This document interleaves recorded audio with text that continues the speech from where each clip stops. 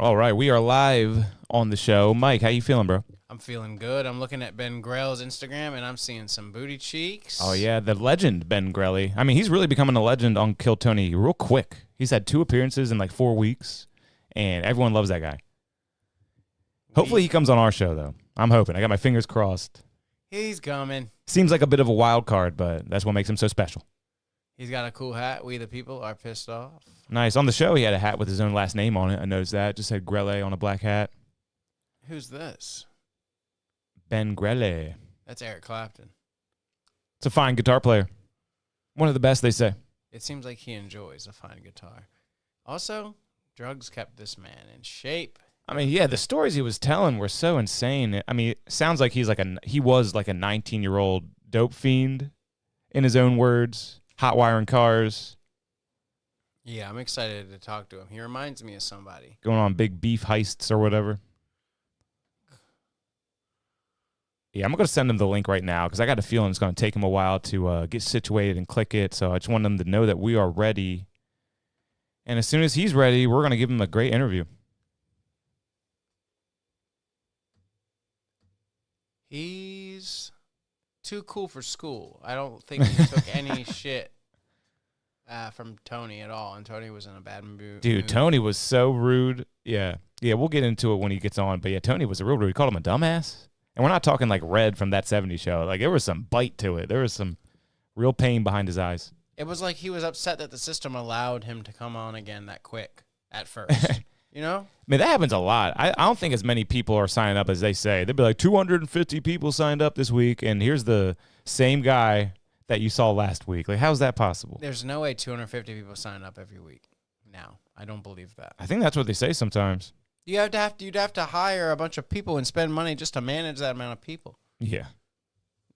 I'm assuming they're already allocating that kind of money to that, having a staff that like screens. Yeah, they definitely got a staff. I've seen some behind the scenes footage and like a bunch of people standing outside the building and like some girl with a clipboard is like, all right, have your IDs ready, everybody. And it just, man, kind of gives me cringe just knowing how that type of thing can be organized sometimes. By the time I'm through all that and like I had the energy and like excitement to do the show, I'm like drained by that. Yeah, that kind of stuff drains me. That's what I was trying to say. Like that kind of clipboard, fill out the forms. I'd be like, all right, ladies, just let me go Social sit down Security and watch. number, yeah. I don't even want to perform anymore, even if I did make it. You drained all my fun. Yeah, that would be so draining. And then by the time you're done, especially if you got pulled, all your mental be drained. It would be mental. Going to be metal. It's going to be absolutely metal. Absolutely bonkers, mate. Straight from Australia, we're the land of the ruse. All right, and I just called him before we went live. Mike was there. He heard. I heard. He heard. We called him. So the man wasn't home yet, and when he gets home, he doesn't have a key. So his wife is going to meet him home. This man's always living on the fly, living on the edge. Yeah, he living on the edge. Living on the edge. Aerosmith, yeah. Dating a young girl in an elevator. That's Aerosmith right there. I thought you were talking about Ben Grelle. No. I bet he loves some Aerosmith, some Steven Tyler. He looks kind of like a Steven Tyler body type. He's like an what I like to call drug fit. Yeah. He's fit from years of the drug. Yeah, there is a word for that, and Red Bar was just talking about it. I can't remember what it is. Some kind of style. He's got it, though. It's like grunge, but druggier. It is. And older. Yeah. He doesn't fall into that, like, what is it? Certain festival people, like not juggalos, but sort of like... Grateful Dead? Yeah. Like a true hippie, but he doesn't seem like... He seems smarter than that. Yeah, I do want to get into some of his interests, just in general, man. I'm kind of curious, like, what kind of music did you listen to growing up and all that? It seems like on his Instagram he had a bunch of like the Beatles were posted. What other bands? I'm scrolling back now. And he said he was 73, so. Was it 72 or 73? I think he said 73 and his sister was 72. There's a picture of John Lennon. There's another picture of John Lennon. There's another picture of John Lennon. No context. 2 of my favorite humans. So he definitely likes the Beatles. Yeah, hopefully he gets this link. I mean, he doesn't seem too savvy with the technology. Technology. It's okay if he's not with it, but he's got to click it. He's just got to click it and do his best because it really kind of does the rest for you once you just follow the prompts. Follow the prompts. He posted a drum set, my boy. He's got a drum set? I think his Instagram seems like something that he posts pictures of travel. He likes Ringo Starr. So he's a big Beatles guy. Makes sense. Yeah. So 73 years ago. So 2024. When was he born, Mike? Look, he posted this. In the 50s. Can you see this? Oh, wow. My phone just died. Wow. Let me go plug this in. I did not know my phone was on the brink of death. Take me a minute. When Kevin's gone, we're just going to talk it out, walk it out. Once upon a time, there was a young boy named Scotty Pooperoo. And Scotty was a young man.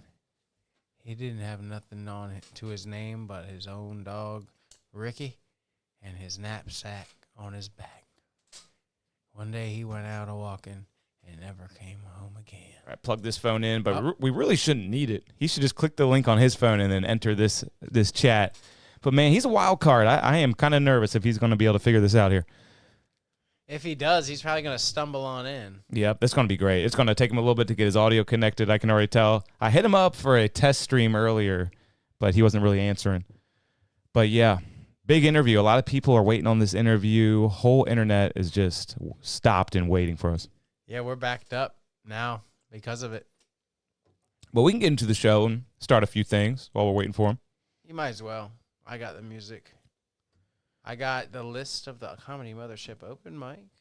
Oh, and I got to start a new meeting, too, because it's been inactive for 40 minutes now. So, yeah, the obstacles keep going. Look at you go. Obstacles. It's all good, though. But I doubt he's seen this first link anyway, so let's send him the second link now. Yeah. A brand new fresh link. I mean, who doesn't want a fresh link? That's enticing. That is very enticing for anybody, even an old man. Ooh, a fresh link. I wonder if there's any porn on the end of that link. I could look at some porn maybe and see some young booty. That's what old man thinks when he gets a link. He said he got a Motorola. I wonder what Sean Macabre is talking about up in there. Yeah, he said he was excited to see this show tonight. So hopefully you're tuned in and patiently waiting because we don't know how long it's going to take this guy Ben to get on here. Sean, what up, dog? What is he? Is he commenting? No, I know he's listening. So I know it. I'm saying hello to my boy. Sean, you were cool. You're the coolest one. So he's got the fresh Zoom link now, and we're good for 40 minutes. If he's not clicking that after 40 minutes, I think we're pretty much out of luck. So he's out of luck. Yeah. We'll give you one more week. He really had one of my favorite interviews in Kill Tony history. That story was so epic. I was very gripped. I was gripped. It really was. Yeah, it could be a movie. Yeah, it could be like a Pineapple Express Superbad kind of movie. Yeah, exactly like that. Judd Apatow. Seth Rogen should direct it, or Judd Apatow. They're basically the same. They're post due for a movie. Past due. Yep. Oh, Judd. When was the last time Judd made a movie? Yeah. He started doing stand-up again a couple years ago. That might have taken his focus off of movies. But when it comes to greatest comedy director, Judd Apatow and Seth Rogen are definitely in the top 5 for me. The latest movie is Please Don't Destroy, The Treasure of Fog. The other word, I could not read it. It was cut off. I have never even heard of that shit. Legend of Fog? I mean, it's hard for me to keep track of which ones are Seth Rogen and which ones are just Judd Apatow because like they're basically the same person. They've been working with each other for so long. They did Freaks and Geeks together. They did Knocked Up together. They did probably a bunch more. Guess what he's producing now? Stormy, the Peacock original. It's about Stormy. Stormy Daniels? Yeah. Really? Is that like a movie or like a documentary? A documentary about the AIDS lady. What? Can you imagine? What AIDS lady? Is she an AIDS lady? Hey, didn't she have the AIDS? Didn't I don't Stormy know. have the AIDS? She would have given it to Trump, right? Are we talking about Stormy Daniels here?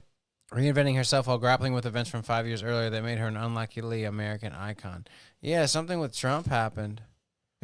Something with Trump happened. But I mean, some hush money went wrong. Some hush money didn't work. I guess it didn't hush her up. No, it didn't. No. Why would you need to pay You just buy like you buy sex when you're a rich man. It obviously happens all the time, and then you just don't have to like pay anyone off. It's just a known thing. You bought the sex. And he really tried to cover his back there. He said, no, that money was for my lawyer only. You know, that looks good. Didn't get him out. Well, I think he got dismissed on those charges, but I can't pay attention to legal stuff like that in the news. I really can't. So I might not know what I'm talking about. I don't pay attention either, but I think that he has AIDS because she had AIDS. Am I thinking of some other porn lady had AIDS? Yeah, maybe like helpers to aid her in like makeup and, you know, I mean, it's probably that kind of AIDS. Full blown AIDS. Mm-hmm. No, I'm talking the disease. He did. I didn't know this, but Judd Apatow did The King of Staten Island. Okay. Which was Pete Davidson. Davidson. And that was Pete Davidson. He just checked himself into rehab. Oh, Shout God, out. what a pussy. Shout out. Why would you check yourself into rehab? Man, did you see the Matt Rife special just popped up on Netflix? I tried to watch that, and I'm not a hater. So I gave it a nice college try, and it just wasn't funny, man. It seemed really lazy. The crowd work wasn't that good. It seemed like people were literally planted in the crowd with just wacky outfits on so he could roast them. Like the very, very first thing you see in the whole special is he points at a guy, bro, what are those? And he's got some cowboy boots on where the toe is literally this long and it's curled at the end. It's like that guy comes into a crowd work special wearing that. Like you're just like giving him ammo. It just seems so forced to me. I don't like Matt Rife, so No. I think he's just like he's a big jawbone fuck. He's got a big fan base. Look at his jawbone. Yeah, he's weird. So we just open up the show? Yeah, we might as well. Let's open up the show and let's get into it. Let's start the show. Rio. You got music? Yeah. I got All that right. new damn white python. Let's get it going. Right. Shout out to White Python, licensed under a Creative Commons license. They said we have to shout them out. I'm back, motherfuckers! Mikey T's back. Here we are again on our own, everybody. On our own. Me and Kevin this week. We thought the boys would be back in town. We thought the band would be back together. But clearly, it's not that way. It's Just fine. us It's out cool. here in space. We're hoping that we get our guest in here soon. If not, we'll just carry on that cross like we always do. So I've been texting him, and early when I was texting him, he was just giving me back so many messages. I'm like, oh, this guy's going to be easy. But then he stopped kind of returning my texts, and I called him, and he's down for the interview when I call him. So if we don't hear from him in like 10 more minutes, how about we just call him again, give a nice reminder, tell him all he has to do is click the link. I guarantee you when we call him, he's going to just be like, oh, I couldn't even figure out the thing. I'm glad you called me. I got him to download Zoom earlier in the day, and it might be a little bit of a train wreck, but it's going to be a fun one. We called him at like 8:48 to like just or 8:45 to make sure it was all good. And it was definitely him. That voice is unmistakable. Yeah, he answers and he says, hello, is it time? And we're like, no, we're just trying to make sure everything's still good. He's like, oh, it's the call before the show. Yeah, so that's the... Hopefully he's got some more original great stories for us, too, because I wouldn't mind a nice story time tonight. Yeah, I would love a story time from him. He said he had some more. Long life, a lot of experience. I have, if he can't think of anything, if he tries to play coy, I have his Instagram pulled up, and I have plenty of photographs that I already wonder about, like, that look like he took. So I got, like, one of, like, a cheetah in a pool. So, like, maybe he was at some zoo where he could see a cheetah in a pool. But either way. A cheetah in the pool. Yeah, and it looks like he took the picture. I mean, Does it look recent? Because I know he recently moved to Texas, and they got a lot of exotic pets over there in that state. Yeah, June 20th recent. Oh, wow. Yeah, that seems very Texas. A cheetah. What do you say, a cheetah? Yeah, our leopard. And then there's a photo of clearly someone at a burlesque show with booty. Oh, wow. I pulled that up real quick. Got to open for a stripper a few nights back. What? Go back to the leopard in the pool. I didn't have it pulled up. Whoa. Yeah, we're getting our ammo ready. Leopard in a pool. No comments on the leopard in a pool. Stingy. How and why? So he's like a Tiger King kind of guy. Makes sense. It looks like he went to a taco spot. It also appears he likes the Rolling Stones.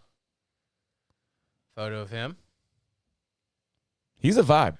I'm freaking old, he says. What else we got? We the people are pissed off. The hat. A picture of Eric Clapton. A picture of the Beatles.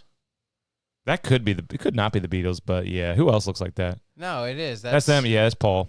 Paul in the back. Paul and John. Peter, Paul, and Mary. And John? What's John's last name? People love pins. That's a pin. Why does he Yeah. have a pin? Well, Satan pin. Hardest things on earth. Diamonds, tungsten, titanium, and stand-up comedy. Oh, yeah, that was a interesting scandal, too. You know what that pin is from? What? Target had a kid's clothing with that on it. With Satan. Satan respects pronouns. They literally were selling that in the kids section. Isn't that wild? There's just no need for it. It's just wild. There's just no need for it. Oh, it's so quirky and funny. Oh, Satan. And it's really like, some leftist person made that shirt, but it's really not on your side. Like, are you serious? Satan respects the pronouns? I mean, I get it. It's like they do the whole like Church of Satan thing in some states where it's like, yeah. oh, but the religion isn't what you would think or whatever. Like, it's still a religion. Yeah, there's some state governments that have erected Satanist statues in Oregon? Parks and stuff. Washington and Oregon or something. Yeah, I remember seeing some stuff like that. And now there's pictures of like goth girls like on there like going like, "You're my daddy, Satan." It's just weird. It's just weird. No one should be wanting to get butt fucked by Satan. Oh, now you're calling out Lil Nas X. Remember that whole thing? Yeah, he gave him a lap dance. He went a little bit too far. He was like on top of the world, and then he went a little bit too far. He came out with a song literally called Jesus H. Christ or something. And it was like really bad. I can't remember what it literally was about, but it rubbed everybody the wrong way. We haven't seen him since. It sucks when you get too comfortable because he was good. He was doing a lot. Apparently he was going right up to that line and not crossing it. And I guess he crossed it there for the general public. Because the song Montero comes out and you're like, oh, cool song. Then the video comes out, and even if you do like him, the video's just like weird. Yeah. I mean, maybe if you're like. And he had another song I liked, and then I started listening to the lyrics, and it was like, I just want a guy to F or something like that. And I was like, man, I can't be singing this out. But it's really catchy. It's got like a nice acoustic guitar riff, real nice beat. Yeah. Hey, I forget which one that is. Chong, though. Who? Oh, Chong. Our boys hung out with Chong. There's another story we can get from him if we ever get him. I bet he was big into those movies. Oh, yeah. Microwave weapons are prime suspect in U.S. embassy workers. Whoa. Oh, he's a cool guy. Doctors and scientists say microwave strikes may have caused sonic delusions and very real brain damage among embassy staff and family members. So he's a big conspiracy guy, which I love. You're going to get a microwave strike, dude, talking about that shit. Oh, man. I don't want to get a microwave strike. What is that? It seems like something that the government can do to their employees, it said. And I didn't know what he meant by that. Scramble your brain real quick, it said. Hey, okay, so this says microwave weapons are a prime suspect in, I don't know what this ills of the U.S. embassy workers. Ills. Ills? So, like illnesses. Wow. Got them all sick, got them a disease. Microwave weapons are prime suspect in making U.S. embassy workers sick. How about that? Yep. I could rewrite the newspapers. Yeah, that headline's clunky. Should have cut the fat. And full of crunky. Absolutely. Absolutely. Sound like Kill Tony. You sound like Tony himself. Who's ready to have the best night of their life? Who the fuck is ready? You came out here to Texas, and who the fuck is ready to have the fucking greatest time of your... Red Bar, shut up. Don't play the stupid sound. Red Bar, Red Band. I do the same thing all the time. Dude, the way he treats Red Bar, I mean, Red Bar literally created the top 2 podcasts ever. He created the JRE podcast and Kill Tony. He's like an OG, right? Yeah. People say that he's not funny. When you're attached to both of those podcasts, that just says it all. What's JRE? Joe Rogan Experience? Joe Rogan Experience. He was the original dude before Paulie Shoe Shiner. What's his name? Jamie? Yeah. Jamie. Yeah, it was Red Band. They used to butt heads, too, Joe Rogan and Red Band. Really? Yeah. Honestly, he's never gotten respect when you look back on. It's because he's a fart noiser. Yeah, who knows? He's definitely a weird, childish kind of sense of humor. I bet you he has an anime pillow, full size, adult size. For sure, with cat ears and. Have you seen these things? Pull it up. But yeah, Red Band. He's a big anime guy, big Asian culture, but not just Asian culture. Like, there's like a word for it. Kawaii. Kawaii. Yeah. You look at a 60-inch, custom-shaped waifu, which is just like means wifey. Anime Dakimakoro pillow. Transform your favorite wifey, anime, or husbando into a double-sided, super soft, full-body, custom-shaped pillow. Proudly made in the USA. Ships within 2 days. Like, is that not shameful in their culture, or is it super shameful? What's the shame levels like? No, compared to sexuality ours? in Japan is like, they're like, we're all pervy. Yeah. We're all pervy. They're like, I don't want anyone to know, but they'll never know. It's me at my house. Cranking my hog to my sister. Every time I get a note, I'm like, is it him? Is it Ben? All right, we'll call him in 5 minutes. We'll give him some time to get into his own house and get ready. You know he got there a while ago, man. Yeah. He's had plenty of time. Mm-hmm. I'm not mad at him or nothing. No. It's all We're good. just very urgent and excited for a great interview. If I had to pick one person on Kill Tony in the past 3 months, I think it'd be this guy. He struck me very. I was very interested when he was talking. I said, "This man's a man who knows what he is. He's gonna come on here." He timed his set perfectly that second time, and he looked over, and meow came on. He's like, "I thought I timed it good," and he did. He timed it perfectly. Oh, he just texted me. He said, "Hey, I'm here." Cool. He's here, guys. That's what he got. Let me get this microwave weapons prime suspect thing going for now. Oh my gosh, he is in here. I gotta let him into the Zoom room and give him time. We're gonna give him a minute. We're gonna shred for a minute while he's doing that. So just shred with me. All right, we're going to give him some time to get his audio all set up, but we got Ben about to enter our Zoom. Can you see me? Oh, we actually got him. So, yeah, cut that music. We can see you. Can you see us? Oh, yeah. Oh, my gosh. We have Kill Tony superstar, instant legend. We got Ben Grelle on the show right now. Thank you so much, bro, for coming on. I like that. Great to have Well, you. yeah. Thanks for having me. Man, you got the Kill Tony hat on. You're looking good, man. Yeah, I got it in the mail the other day. I'm not even sure who sent it. That's a nice hat. Some nice embroidery on there. I noticed on the show you had a nice hat with your last name on it, branding yourself. Very nice. Very smart. Indeed. Yeah, but they always pronounce my name wrong. It's Grelle, and they usually say Grelle or Grelle. Yeah, so it's Grelle. So it's Grelle. It's got like a what nationality is that, or where's that come from? Italian. My parents are from Italy. But yeah, it's Grelle, Grelle. It kind of would be like Grellee, Grelle. Grelle. Nice. I'm glad Yeah. we can finally put the rumors to rest. It's Grelle. It's not Grelle. It's Grelle, everybody.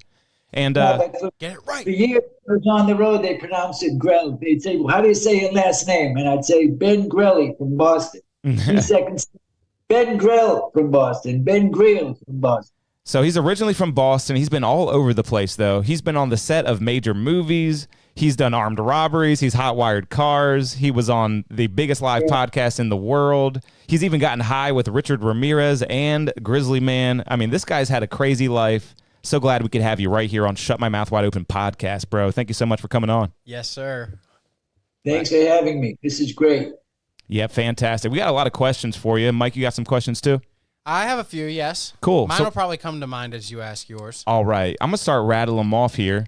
Well, first things first, you had a really good set on your second appearance, which was the last Kill Tony that was aired. You got some big laughs from the crowd. How'd that make you feel? Actually, it didn't go as well as I expected. You know, it's only 60 measly seconds, so it's like basically 3 jokes. But I think most of them went over Tony's head, or his hearing's bad or something, because I usually get laughs, or else I wouldn't have used those jokes, you know? Yeah, I felt like there was a lot of miscommunication between you and Tony. He almost made it seem like you had like a bad set or it was badly timed, but you had it perfectly right on the 60-second mark. And then some people kind of interrupted you and stuff. And Tony was in a bad mood with you at first. I don't know why. At first, but I don't know what was up his ass for that first, 2 minutes. Yeah, I had to win him over with that story. Yes, exactly. Like at one point, he literally was like, he told you what? He called you a dumbass, and even I got offended. I'm like, why is Tony talking to this man like that? Was it hard for you to keep your composure? I mean, it didn't seem like it was hard for you. You kept the vibes positive.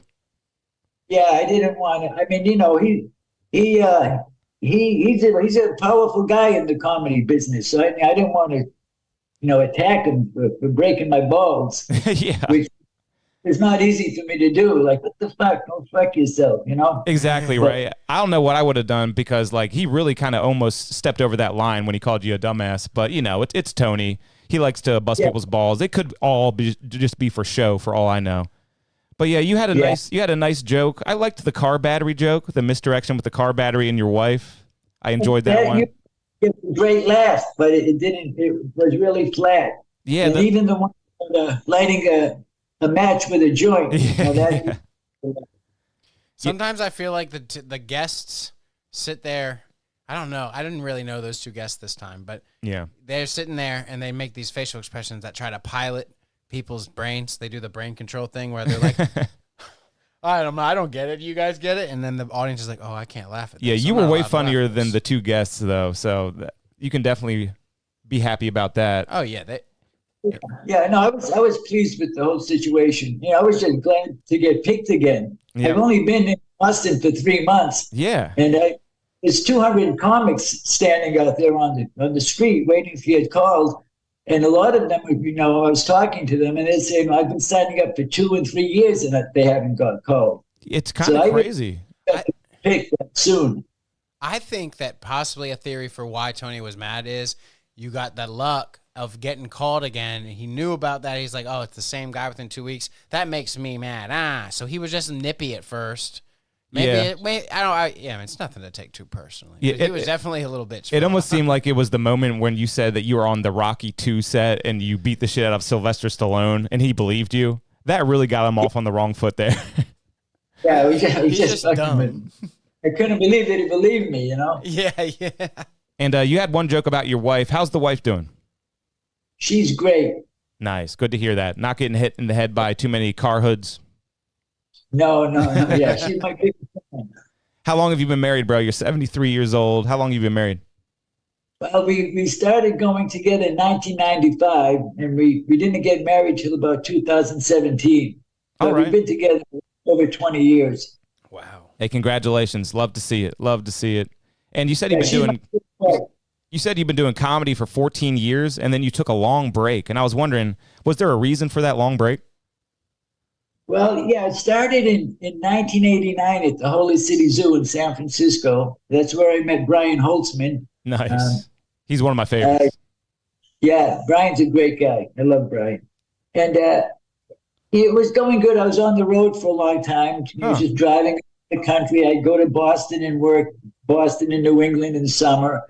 And then right around 2010 in LA, they started doing all these bringer shows where you actually had to get a good spot, you had to bring your own audience. It's like you had to bring 5 audience members. Yeah, I've heard a lot about those. What's that? I've heard a lot about those. A lot of comedians complain about those. Yeah. Oh, that was, to me, it was like, fuck this. I'm just going to go try and get my art career going again. And I started painting. And I hadn't been, the last time I was on stage was 2010, and I bombed terribly. Oh, no. It was in a coffee shop on Sunset. They didn't even have a stage. I was just standing on the floor, face to face. Actually, I wasn't even face to face. People just sitting down, drinking coffee. And the amp, the sound system was a little Fender amp with a microphone. Oh, my God. Yeah. That sounds like a nightmare. I bet everyone was not paying attention, drinking coffee, reading the paper, who knows what. Yeah. I think I just stopped in the middle of my set and just said, the hell with this. And that was it for another 14 years, just until around March of this year. I was living in Boston, and I knew I was coming here. I was going to go back to LA, but Holtzman was here in Austin. So I figured, well, let me check that out. And so I started going to open mics in Boston and Manchester, New Hampshire. And I went to 3 or 4 open mics just to get back into the groove. And then I came down here, and I didn't expect to get picked until maybe, I thought it would take me 6 months or so to get in the groove. Yeah, but you're a full-blown legend after we getting picked like 2 times in 4 weeks, was it? Yeah. Yeah. I mean, absolutely, actually, really. And your appearances are getting better and better, which I like, too. So who knows what's going to be in store for your 3rd set on Kill Tony. And, I'm signing up tomorrow, and I'm prepared this time. I really didn't expect to get picked again so soon, but I hope you get back up there many times, man, because you are great up on that stage. Yeah. Oh, look at the notes. Fuck I got a yeah. shitload of things. Hey, so you're not using your big joke book. Why? Oh no, I saw Tony last week in the green room at Red Bands Club in Whoa. Sunset. That's And right, I because you had did my- the secret show, right? You did the secret show? Yeah. Wow. And Holtzman was on that night, and I was with Holtzman, so we Damn. went there, and I actually had my book with me. I don't know, I just had it somewhere around here, and it's full. And Tony Oh, was, I wow. said, hey, I need another book, and he's going, you got to fill it up first. I said, it's full. I showed it to him, and he's like, holy shit! He's like, get this Wow. guy another book. See, But this is the armed robbery bit that I had printed out. I even forgot I had this. oh my And this is God. what I did on stage. I forgot a lot of it. That But, belongs in a Kill Tony museum, that piece of paper, man. Like, seriously, that was like the best story ever. Yeah, that was amazing. Yeah, this thing is about 20 years old, this piece of paper. I did it in 1994. My God, that's 20 years old, that piece of paper? Damn. Yeah. So what, Yeah, I mean, what they year love did that story happen in again? Because you said you were like 19 years old when that happened, right? 1970. Wow, dude. I was What a 19. I found out. You know, I had no intention of doing anything. I've never robbed a place in my life. And Yeah, I'm glad they Yeah, got it just- out of you because that story needed to be told. And I got a couple other questions about your interesting life. I was wondering, who's more fun to get high with, Richie Ramirez or Grizzly Man? well, with Tim, it's just weed. I smoke. He used to do mushrooms a lot and things like that, but I just smoked pot with him. I would see him at this bar in Santa Monica, and I really didn't know him out of that environment, you know, or maybe down at the pier or on the promenade in Santa Monica. Wow. But I smoked weed with him. But with Ramirez, we both had the same dope dealer, and he was in the Bristol Hotel in the Tenderloin in San Francisco. The Tenderloin is like Skid Row. It's all Yeah, like junky. Damn. Kensington of the West Coast. The what? It's like the Kensington of the West Coast. Yeah, well, in Boston, they call it the combat zone. Dang. Yeah, I drove a cab in Boston, actually. And I used to just park it in the combat zone all night. Man, so, and you really never really suspected Richard Ramirez of doing anything? Was there ever anything in the back of your mind saying that this guy might be diabolical or some kind of killer, or just nothing? He was a devil worshiper. Buster, our dope, would tell me that when he'd leave the room. He'd go, that guy's got a pentagram in his room. It's under the carpet. And I'm like, holy shit. Oh, my God. I guess it's because he was always shooting crystal meth, too. And his pupils were so big that they blocked his iris out. So he Damn. couldn't see any his eyes. It was just big pupil. So it looked like he had big black eyes like a shark. Oh, And man. he stunk hell, and his teeth were rotten. You know, he was just a weird dude. But I Wow. hadn't heard that he was killing people. Like later that night, he'd go out and kill a few people. I'd see him the next day. Wow, man. I mean, that makes a lot of sense to me because I got pulled up his last words before he died, and apparently he died in 2013. He said, "I am beyond good and evil. I will be avenged. Lucifer dwells in us all." Those were his last words. Yeah. He was a sick mother. That's some heavy quick. shit, dude. And it also said that he got a lot of visitors while he was in jail, and even like some fandom. Like he had a bunch of fans. Some women wanted to date him and stuff like that. And I was just wondering, did you ever get to visit him in jail, or was the relationship not quite there? Oh no, yeah, I was not his friend. You know, even now that after Kill Tony, I drive Uber during the day, and just last week I picked up 4 girls from Florida. 3 of them got in the back seat, and the 4th one was getting in the front seat. And she looked at me, and she went, "You're the guy that's friends with Richie Ramirez." No. Oh my God. I said, I wasn't his friend. I just knew the guy. I said, I've never even been in a fight. Oh my my whole life. God. So she got in the back seat real quick, huh?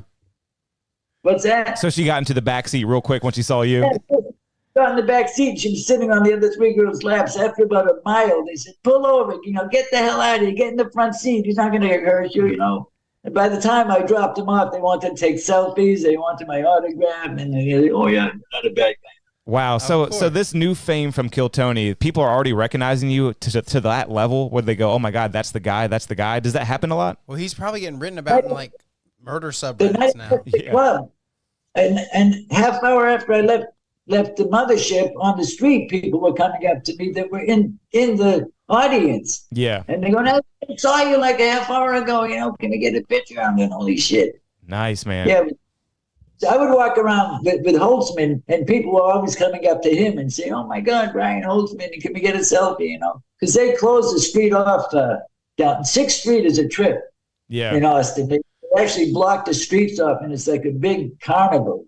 People are all over the place. It's nuts. There are people out there with boa constrictors around their neck. It's really a trippy scene. Yeah, I want to get down there and check it out because I've been there before, but not in many years. And we have another co-host who couldn't make it tonight, and he used to live in Austin, Texas. So that's too bad he couldn't have been here to kind of confirm that for you.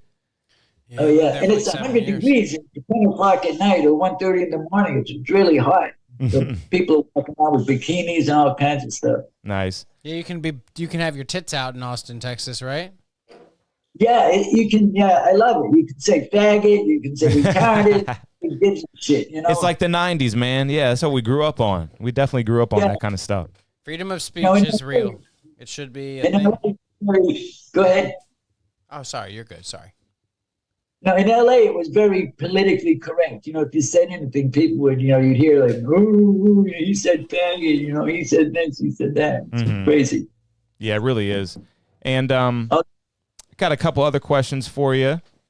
Let me see here. Did you ever finish your art school? Because you said in that crazy story that you were on your way to art school. You took a little detour to go on a heist at a meatpacking facility. Did you ever go back to art school and finish? Well, I went from 71 and 72, and then I moved back to Boston for the bicentennial in 76. And then I went one more year to the Art Institute, but I never graduated. I never got my BFA. Okay, gotcha. Well, it looks like you graduated because we actually have some of your art that we're going to pull up. Mike, can you pull those up? Yep, got the first one right here. Yeah, Mike's going to pull up some of this art for you. Tell us a little bit about this piece right here. That's the painting with the blood in it. That's what I heard, man. I found that very fascinating. So your own blood is in this painting? Yeah. I did that in 1977 in Boston. Oh, at the time, my friends were huge pot dealers, and I was a coke dealer. So everybody I knew had guns. So I didn't even have a gun, but I got one just to keep it on my table when people came over to do deals, so they'd see the gun, not come back and rob me, Damn. But if that painting, those are supposed to be like machine gun bullets. Those white lines coming from my heart. Oh, cool. Because I was really tripping on it, and I actually somebody did break into my house and steal a few ounces of blow. Damn. And some weed and stuff. Yeah, I used to get 60-pound bales of pot. Damn, 60 pounds, 60 P's. From the cartel. Okay. So yeah, I put it in a Greyhound bus and sent it to Santa Barbara. Sheesh, this guy was big into it. And so that one dark spot in the middle of that guy's chest, is that where your own blood is right there? Well, yeah, that's my heart. And the blood's all over it. Okay. I had a syringe full of blood, and I just squirted on the thing, and I actually squirted in the paint and I put it on there. Because when I was in art school and we took art history, they would dissect the pigments from Van Gogh and Picasso and Renoir, and they would tell you how they made the paints, because they would actually use gel and earth and certain colors from the ground, from nature. Nice. And has anyone bought this painting, or is it still available? The painting? Yeah, has anyone bought it, or is it still out there available? I can't part with these paintings. Okay, so these are not for sale. Cool. Wanted them. Actually, I have my paintings. I don't know if you can see them or not. I see it. Oh, that's so cool. Oh, wow. It's right there in person. Look at that. That's incredible. It's holding up very nice. That's a nice piece of art right there. Yeah, that painting is good. I like it. You can get thousands for that. Okay, I'm trying. And that's another one there. I don't know if you guys are familiar with this guy. What's his name? I forget his name. Oh, Phil Schneider. I don't think so. He had a shootout with aliens at an underground base in Dulce, New Mexico. Oh, I've heard of that guy, actually. His hand got all messed up. His what? His hand got messed up, I believe, right? Didn't he get shot in the hand or something? Yeah, the aliens, they blasted him with some kind of ray. Yeah. And he got fouled. He was doing talks. He'd open his shirt and he had a scar from his neck all the way down to his navel. And they said he committed suicide, but he got murdered. Wow. I have actually heard of him. That's very fascinating. So did you know that guy or? No, I didn't know him, but I watched his videos. But they took him off the internet. I can't find him anymore. He's still on there, but the videos of him talking are not there. He was a government geologist, and he used to build dams. Yeah, Mike, have you ever heard of this? No. Yeah, Mike's never heard of this, but yeah, this guy was like a scientist for the government and was working underground in New Mexico, and he said that there was a huge battle between the military and some aliens that they found, and the aliens won, obviously, and they were shooting him with ray guns, and his hand was like disintegrated looking. It had like 3 fingers left. It was crazy. Well, that probably has something to do with the fucking M caves, with the fucking vibrations and all the people who go caving out near Area 51. Yeah. I was just reading about this last week, but I digress. Yeah, he actually put his hand up to block the ray, and they shot his fingers off, and then it also disemboweled him. He said one of the Green Berets threw him in the basket and sent him back up. Wow. That's how he said. I love stuff like that. I love stuff like that. You seem like you're into a bunch of conspiracies, and I like that about you. So did the Green Berets kill and finish the battle and cover it up? Who knows? I mean, they didn't come up to the surface. Yeah. He came to the surface. But, I actually saw a UFO when I was 14 years old in Methuen, Massachusetts, which is the town I grew up in, which is about a 20-minute ride north of Boston. And I was with my friend and my girlfriend at the time. And I told my dad about it. I said, yeah, we saw a UFO. He goes, you smoking that shit again? I said, yeah, I am, but that has nothing to do with it. But I did still see it.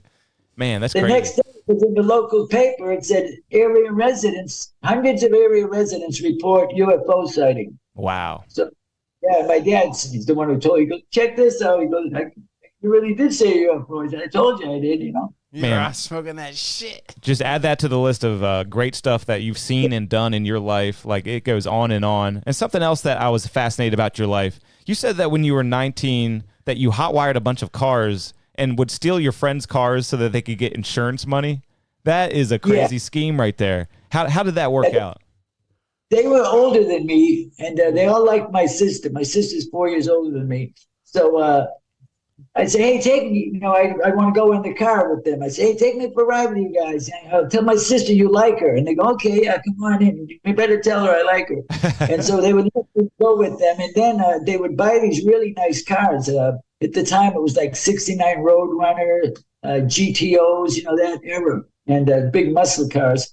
But then winter would come, and they were like iron workers and construction workers, and they would get laid off for the winter, and they couldn't make the payments. So they would get me and my other friends to steal their cars, and we'd burn them, and they would get insurance money and pay the car off. That was the golden days of that. You couldn't get away with that as easily now. So, like, you've done a lot of this kind of stuff. Have you ever gotten caught by the law? Has the law ever won with you? Or are you just on top? Got busted a bunch of times. I got busted 6 times in San Francisco for possession. But I never got busted for any of that stuff. None of the serious stuff. No car thieves or anything like that you got busted for? Yeah, I never got caught for that. Statute of limitations is far gone. Yeah, and you're safe now. We're definitely not trying to get you in trouble. I think statute of limitations, like Mike said, is definitely in effect right now. It was like 50 years ago. And I was wondering, how do you hotwire a car? Is that something that you can tell us over the internet? Like, is it a red wire, blue wire? Is it easy? Is it tough? It's simple. At that time, when you turned the key, it made a connection of these 2 wires. Yeah, like and old so if you didn't, you could actually get a bubble gum, not bubble gum, but like gum, like juicy fruit. There'd be 5 sticks to 1 pack. Yeah. And there was that silver paper in there would work. Oh, okay. So you just touched the wires together, and the car would start up. Wow. So it's just that simple. 2 wires that just need a bridge. Yeah. Right, waiting to get touched the whole time while the battery's sitting there while they're at dinner. Yeah. All you got to do is bring those 2 out and touch them. And what would you do? Would you just break a window and then go in there and hotwire it, or they gave you the keys, or you just wouldn't use it for the ignition? Nobody locked their doors back then. It just People sometimes the golden ages. Hitchhiking to Boston, and I was 20 miles away. And while I was hitchhiking, I would just try people's cars in the driveway, and most of the time the doors were open. So I just started up. I drive it to Boston, and I wouldn't wreck it or anything. I just park it and go do what I was doing. Yeah, yeah. Dude, that's so awesome. What a life you've lived. And do you still hang out with Alan or Robbie, the two guys who joined you on your heist to the meatpacking facility? Yeah, well, Alan lives in Boston, and my sister saw that thing, and she's going, "Hey, don't get these guys in trouble." That's why I don't say their last. Yeah, they're Dude, gonna have Alan's some old dusty guy in a wheelchair, detective from back in the day. I was gonna solve that case. Yeah, seriously. That detective would have to be real old by now. But honestly, you should think about putting this into script form and making a movie out of it, because you said you've been on some big movie sets. I think the next movie you should be on is your own, where you tell this story about your first armed robbery, because it's too funny. Yeah. It's too funny. Yeah, I actually started writing a few pages about the armed robbery, interior, a scene from a helicopter. But I'm not a movie writer. I write comedy. That's about it. We got to get into Judd Apatow. Or something like that. Yeah, we could probably get it picked up by Judd Apatow or maybe a Seth Rogen, because I could see like that type of comedy being written with all these characters. I mean, your friends were such knuckleheads. It seemed like you told your one friend, go in there, see if there's women and children in there, see if there's a bunch of people, and if there is, come out and cross your arms. And he didn't do that. So you go in there. No, that's exactly what I didn't want. There was a lady in there with a baby carriage. Yeah. Because thinking of my family and my nieces, they'd be freaked out.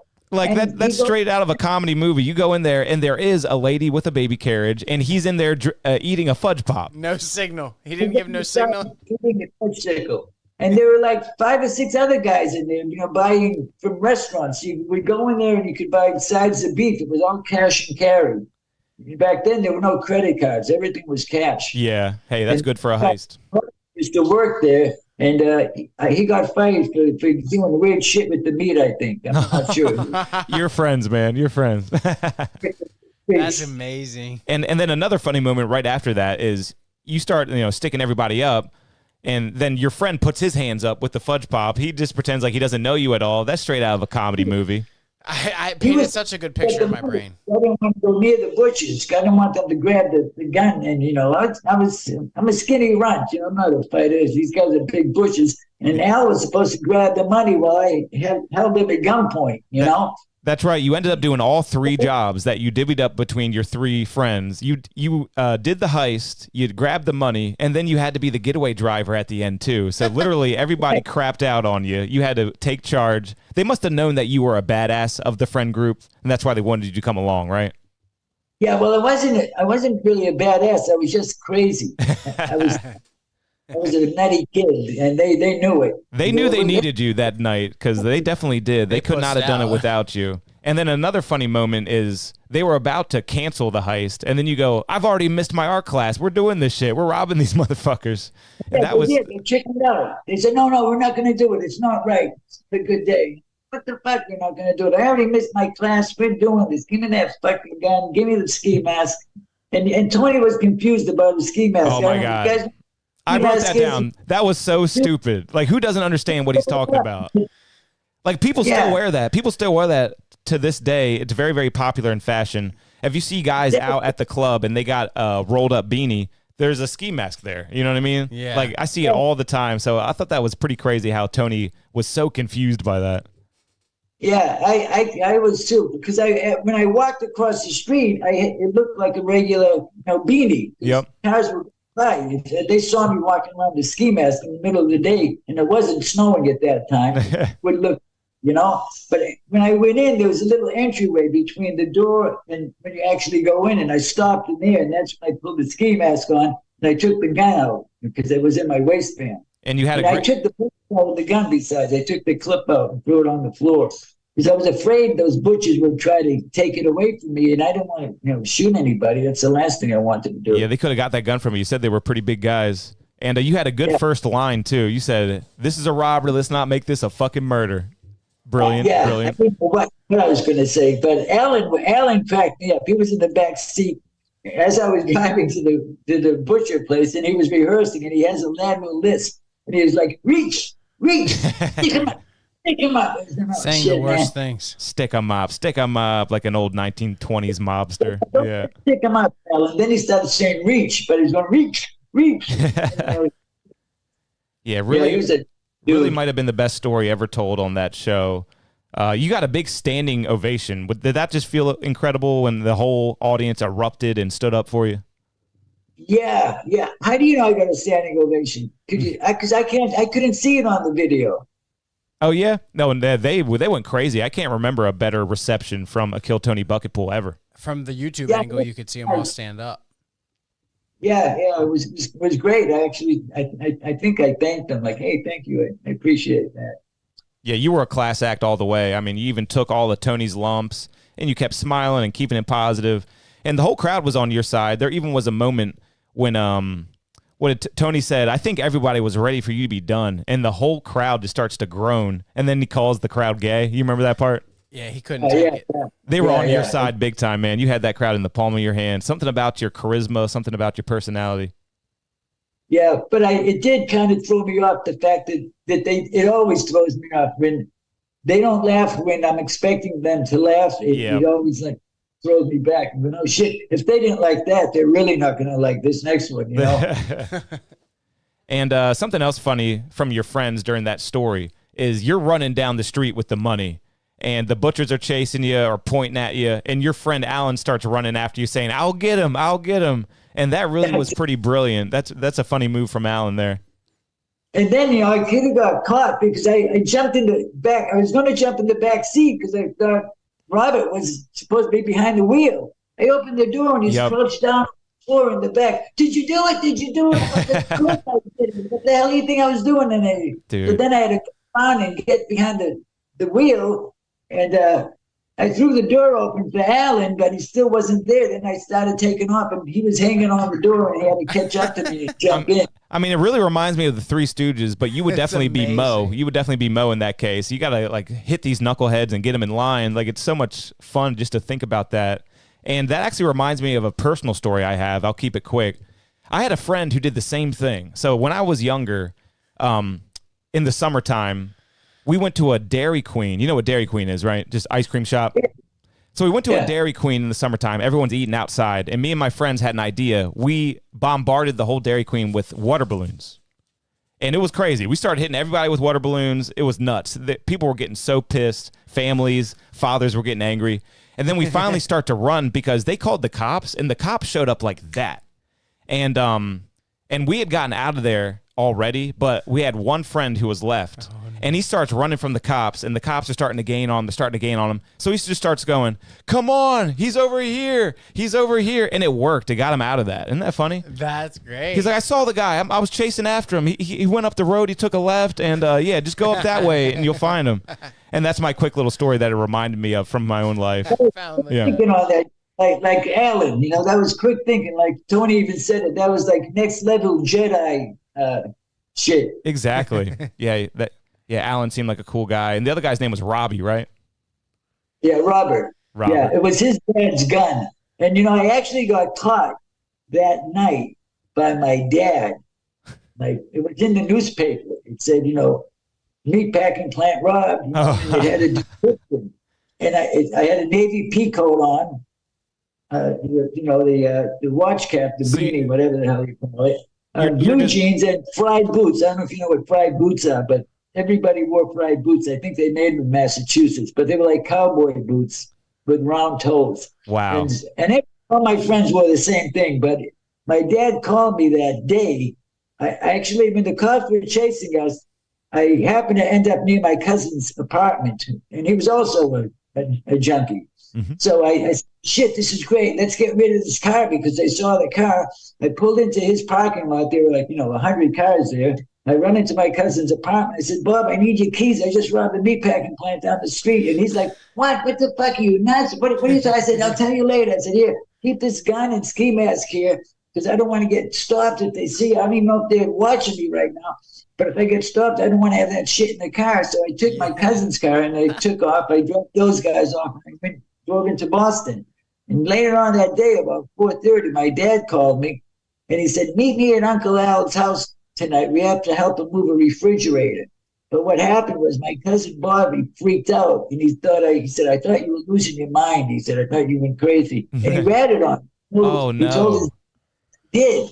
And then his uncle called my father, and my father's like, holy shit. So my dad knew if he said to me, hey, I got to talk to you about what you did today. He wouldn't have seen me for like another month.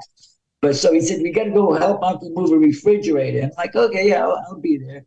I walk into the house, my aunt's house, my uncle's house, like at 7 at night. My auntie Nellie's like sitting there crying. Oh my God. So how did they figure it out? Through a description on a newspaper? What he said? Oh no. Cousin Bobby told him. He said, Benjamin robbed fucking meat packing. Damn. He's losing his mind, And they're like, I walk in, my uncle was like, what the fuck is wrong with you? He said, my nephew's in jail right now for the same thing, except he didn't even use a gun. He used a broken bottle. Wow. And I thought, what the fuck? What are you, nuts? Damn. What if you killed somebody? I said, I didn't even have any bullets in the gun. Yeah. Safety first. You're not violent, like you said.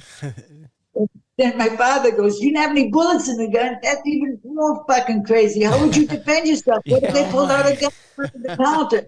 And I'm like, are you pissed off? You're giving me advice. What the fuck, Yeah, no one should be giving you advice on this type of stuff because, you don't get caught. You're pretty good with it. And something else I thought was interesting is you got away from the cops without snow tires in the snow. Like, are you a really good getaway driver or something? Do you have driving skills? I've been driving cars since I was like 12 years old. My dad used to let me drive all the time. We had a really big, long driveway. It was probably about 60 yards long.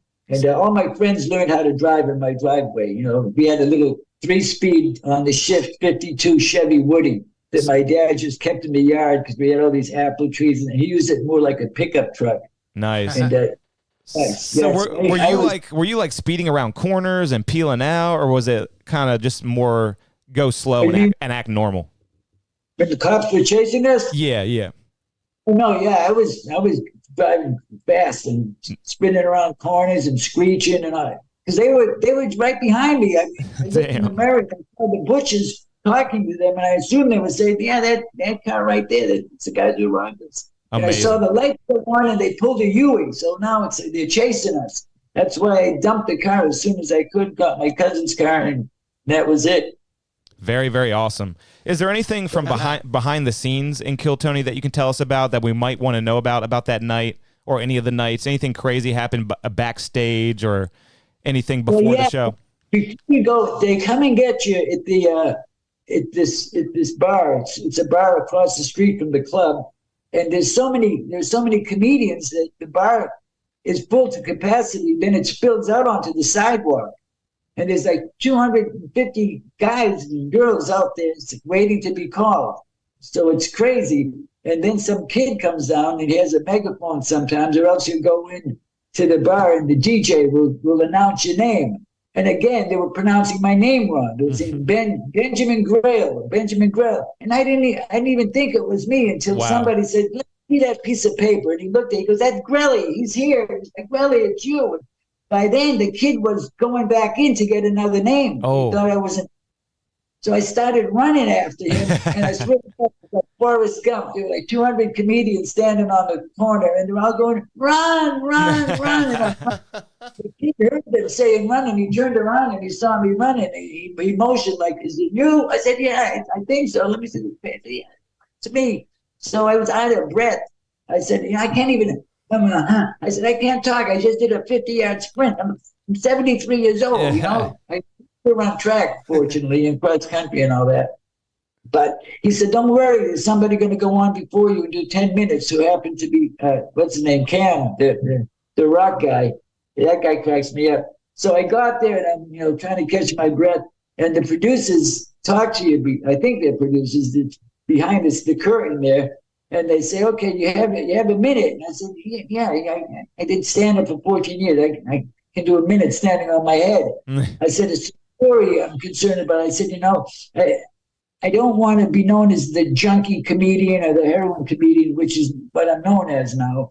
But I said, so I'd really rather not talk about that. And they go, well, what do you mean? I said, well, I had a 32-year heroin habit. He said, you're clean now? Yeah. I said, yeah, I've been clean for 17 years. He goes, you got to talk about that. He said, you have to talk about that.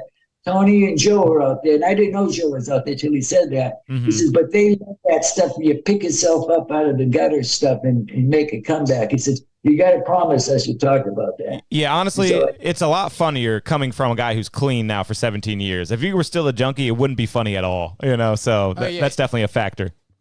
Yeah, I probably wouldn't be doing stand. You know, I started going to open mics in 1977 at the Comedy Store. But I was using every single day. You know, when you're a junkie, you got to get high, or else you're going to get violently ill by 2 PM. You're going to be puking and shitting all over yourself. Not to mention the physical cramps and all that. Mm-hmm. So I'd be loaded, but not loaded where I couldn't function. And I would go to the Comedy Store on Mondays and Sundays. 3 PM, you have to sign up. Then you go back at 6 o'clock at night, and they pull your names out of a box and they tell you, okay, Ben, you're on from 8 to 8:03. The next guy's on from 8:03 to 8:06. They only give you 3 minutes. Yeah. So I did that literally for 10 years, from 77, for 12 years actually, from 77 to 89. And I would go to 2 or 3 open mics every week. And I'd go and I'd watch the other comedians, and 2 or 3 guys before me, I would talk myself out of it. I'd say, nah, man, I'm too high. If somebody heckles me, I won't be able to respond. I walk up and I would cross my name off. And I did that literally 10 freaking years. I did it at the Improv, the Comedy Store. The Laugh Factory wasn't even around at that point. And at that time, was Brian Holtzman already a regular at that time? No, Holtzman, I hadn't met Holtzman till 89. And this was 77, 78. So you were into it before he was. That's wild. So you've been doing it for a long time. Yeah, well, I'm 10 years older than Brian. Mm-hmm. So, yeah, Brian was like 17 then. I was 27 in 1970. Wow. 78. But the first night I went to the Comedy Store was actually in Hollywood with my mother and my sister and my son. And my son was probably about 8 years old. And I was living in Santa Barbara, and I would go to L.A. a lot. But so my mother was visiting with my sister, and my son was with me anyway. And we went to Hollywood to see the, handprints in the cement and all that, all that new movie stuff. So it was like 11 o'clock at night, and we got a hotel. And I didn't know the hotels, but I ended up getting a hotel on Sunset Strip, which was a hooker hotel. We go in the hotel, and my mother's like, "Oh, look at this! It has a vibrating bed. It had a machine you put on bed, right?" Yeah, I've never actually seen one of those. I've always heard about them. And there was a mirror on the ceiling. Yeah. Perfect. There's a mirror on the ceiling, Dad. I go, I know. So you comb your hair in the morning, but I'm getting out of bed. Fancy. Yeah, that was a trip. And all the channels were porno channels. I was downstairs getting the luggage, and I could hear my mother and sister screaming up in the room. And I'm thinking, holy shit, someone's attacking my family. I run up there, and my mother and sister are trying to hide the TV because they turned the TV on. It was a porno scene on. My kids trying to see the TV between them. They couldn't figure out how to shut it off. That's so funny. Were you paying by the hour for that hotel? Damn, that sounds like one of those. No, but you could if you wanted to. That's the kind of hotel it was. But I was clueless about all that. But that was the night I said, I finally got them all settled. I said, okay, look, this place, I loved Johnny Carson when I was a teenager, when I was in my 20s. I don't know if you guys remember who Johnny Carson was. Oh, yeah, he's great. Great. Letterman, Jimmy Kimmel, and all this Jimmy, what's his name there? Yeah, he's better than both Jimmys. Yeah, he's a legend. That guy was the king of late night. I mean, Letterman idolized him. But so I knew all these comedians, Freddie Prinze and J.J. Walker, George Cowan, they all were on Johnny Carson. And he would say, from the Comedy Store in L.A. And I said, the Comedy Store's right down the street. We drove by it a few times that afternoon. I said, I'm going to go down there and see if I can go in and check it out. So I left him at the hotel. I go to the Comedy Store. It's like 12:30, 1 o'clock in the morning. And they said, look, it's sold out. There's nowhere to sit. But if you want to go in, you can get in for free. But you got to go stand back there with the comedians. And I didn't even think of it. I go, yeah, whatever. I just want to go in. So I go there. I stand there. And there's Jay Leno, who was already on Carson times. And he's from Andover. And I grew up in Bethune, which is right next to Andover. Our high school used to play their high school. So I'm like, holy shit, there's Jay Leno. I was impressed. I'm like, hey, Jay, man, from Boston and all shit. But then I didn't realize at the time, but David Letterman was there, Paul Reiser, J.J. Walker, I recognized because he was already on TV. Yeah. And I was sitting there amongst these guys, and they all had their little notepads and stuff, and they're going, how's this sound? How's that sound? And I'm going, shit, so that's all you got to do. Like jokes sound like that. I could do this, I got the bug. And I started, then I actually moved to LA from Santa Barbara, and I would go, but I was a junkie. Plus I was a coke dealer, and I was selling pot. I was actually going to the comedy store, and I used to sell blow to a lot of the comedians at the time, rather than focusing on comedy, which is what I should have been doing. I was, I thought I was going to, be the next Scarface. Did you ever have any famous clients? Yeah, I did. Like Chris Farley or something? You ever sell to Chris Farley? I don't want to get in trouble. Yeah. Don't worry about that. Don't worry about that. His name, but I used to sell these guys. Their names rhymes with the Beagles. What? Okay, all right. I think I've heard of them. One of them bought a sailboat from my friend's dad in Santa Barbara, and my friend called me up. He used to buy quarter ounces of coke for me, and he called up. He's like, "Hey, Grelle, I need a quarter ounce and make it one big rock. This guy, he just bought a boat from my dad, and he's a rock star." I go, "Gee, who? What's his name?" And he tells me the name, but he had it wrong. It was kind of like the guy's name, but I was saying, I never heard of the guy, Huh, Then wow. he said, he just joined that band, the band.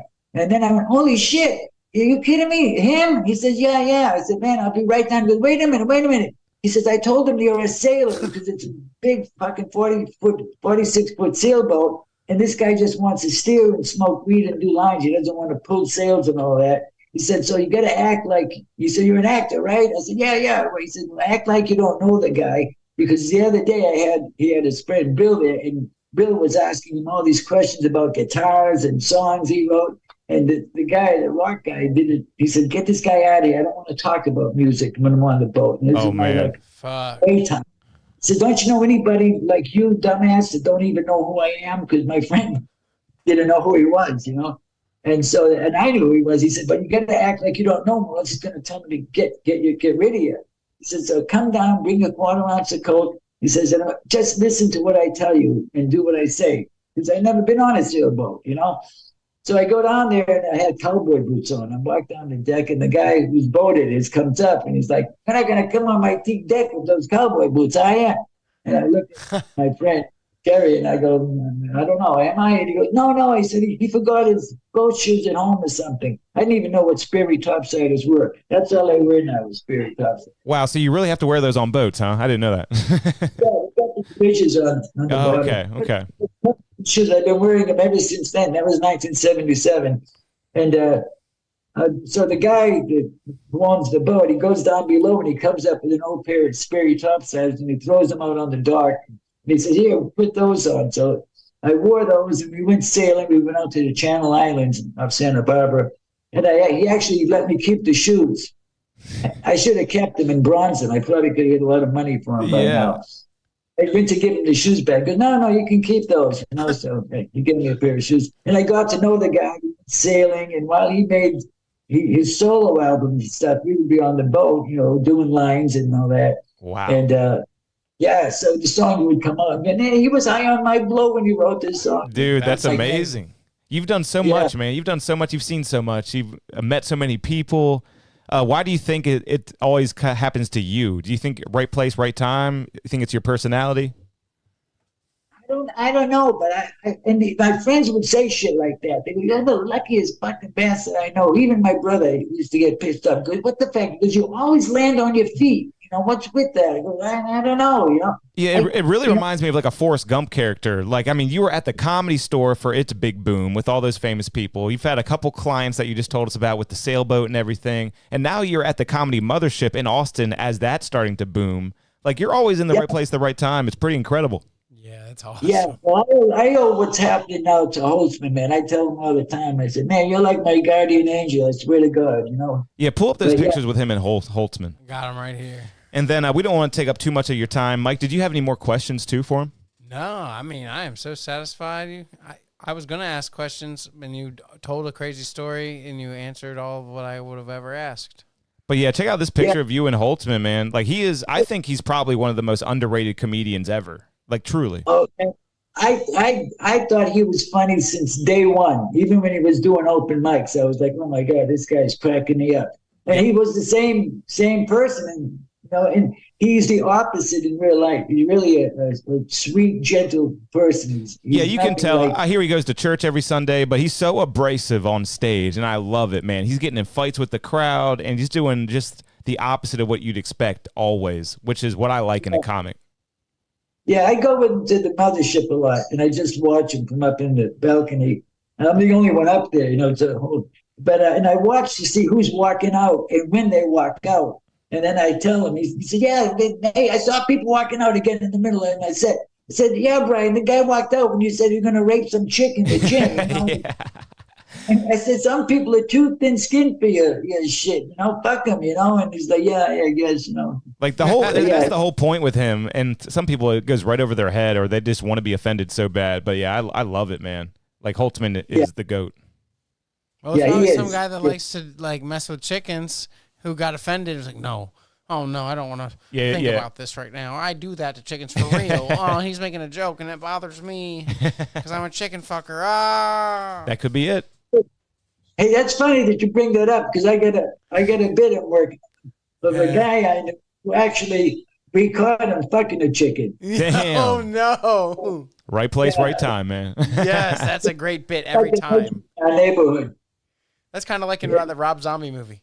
You ain't planning on fucking these chickens now, are you? I've probably seen that one. It's stupid, but it's funny whenever you talk about fucking a chicken. That's funny stuff. Yeah. Apparently, the guy I knew wasn't the only one, but yeah, I was trying to work on a bit about it. Like, he's been writing Dear John letters to Colonel Sanders. Nah. Yeah, so how is the set going? How long do you have right now if you were to go up on stage for your maximum time? If I don't, I do better when I go off my set. I'll have a set list, and then if I just start talking to the audience and ad-libbing, it's better than what I have prepared. But I hadn't been on stage literally from 2010 until about 4 months ago. So I couldn't I couldn't even do 30 minutes now. Yeah. Are they being really nice to you at the mothership? Are they letting you come up? Are you like kind of like a respected person of importance there, or not quite yet? They are the sweetest crew. It's all because of Holtzman. Since the night I got here, Holtzman brought me to all the clubs. Mothership, he introduced me to all the security guys. The doorman, and my friend Ben, I've known him since 1989, Then he brought me to the creek in the cave. He introduced me to Rebecca, the owner. He brought me to he brought me to all the clubs, and he introduced me to everybody. And they remembered, because I would walk in there, you don't want to have to explain like, hey, I'm a comedian. I don't have to pay $40 to get in. And they're like, oh, hey, you're Holtzman's friend. Yeah, hey, come on in. Nice. Did Holtzman come out to your secret show set? No. How did that go? How did the secret show set go, and how long did they give you? I think they gave me 10 minutes. Nice. And it went well. Both times they went well. I forget on YouTube about the comments. I forgot all about that people can comment until my nephew called me up. He goes, oh, the comments are great. He goes, everybody loved you. I'm like, what comments? And he goes, the comments. We the fucking call them like, holy shit. You're a legend. So, yeah. You're a Kill Tony legend. You really are. Yeah. Well, tell Tony, we got to get that to Tony said. Because everyone on those comments, everyone's like, why didn't she get what do you call it? A golden ticket? Yeah, a golden ticket, make you a regular. That would have been cool. You could come up anytime you want. How did Red Band compare to Tony? Was Red Band really nice to you for the secret show? Did you hang out with him a lot or communicate with him a lot? I didn't hang out with him a lot, but I get a good vibe from him. He's a mellow guy. Me too. He's really nice. Tony's a nice guy too. Yeah.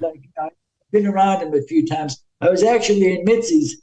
Did I already tell you this? I don't remember. And I have another Kill Tony hat that I got. Hold on, I get it. This guy's pretty awesome, huh? He's truly deal. Forrest Gump. He's like, okay, See, this hat, I had this hat on, and I was in Mitzi's with Holtzman, and Tony happened to be sitting at the bar. So I went, hey, hi, Tony. I went over, shook his hand, and he's going, Where'd you get that fucking hat? That's an unauthorized hat. Where'd you get that? It's all fucking bent out of shape. I said, I don't know. I got it online somewhere. He is so What do you mean? uptight sometimes. That's so funny. Yeah, you made your own Kill Tony hat, and he noticed and took offense. That's great. I didn't get any cut from that merch. What's that? He didn't get any cut from that merch, and that got him, right? He needs a piece of that money if you're going to have Kill Tony merch. And Red Band was there, and he said, no, they're real. And he explained to me, he goes, no, the good ones have big letters in their embroidery. This is just a stamp, you know? And he was describing it to me. Nice. And then I this hat. So well, yeah, but I wear this driving Uber, and people go in, they go, oh, did you know the Kill Tony show? And I'm like, yeah, I got on it twice, and I got it on my phone, you know? So people are in my back seat, and I put it on, and they're like, holy shit, that's you, you know, the driving on. Nice, man. And we don't have too much more time, but I was just curious, one more question. What are some of your early comedic influences? Like, who are some of your favorite stand-ups, both modern day and back in the day? Richard Pryor is my favorite. I actually met him 3 or 4 times at the Comedy Store. Of course you did. Yeah. In the 70s, I met him the first time. I don't know if there was a guy, he's died now, but his name was Monty Hoffman. And he came in like second or something in the San Francisco comedy competition in the early 80s. And then I met him again in LA at the Comedy Store.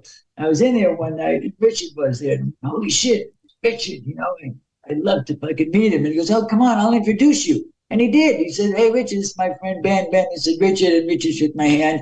And I sat down there, and Monty sat down. Then Monty got up and said, I'll be right back. And he left me there with Richard Pryor. So I'm sitting there with Richard Pryor. I'm like in shock. And then Dice Clay walks in. Dice Clay. He walks right up to Richard. It was like everybody walked in and they had to pay their respects, you know. And Richard's like, oh, yeah, this is Ben, you know. And so all of a sudden they started associating me with Richard. Then I would see them later on, or weeks later, they go, oh, yeah, you're Richard's friend. Damn. I'm like, yeah, that's right. Yeah, I'm Richard's friend.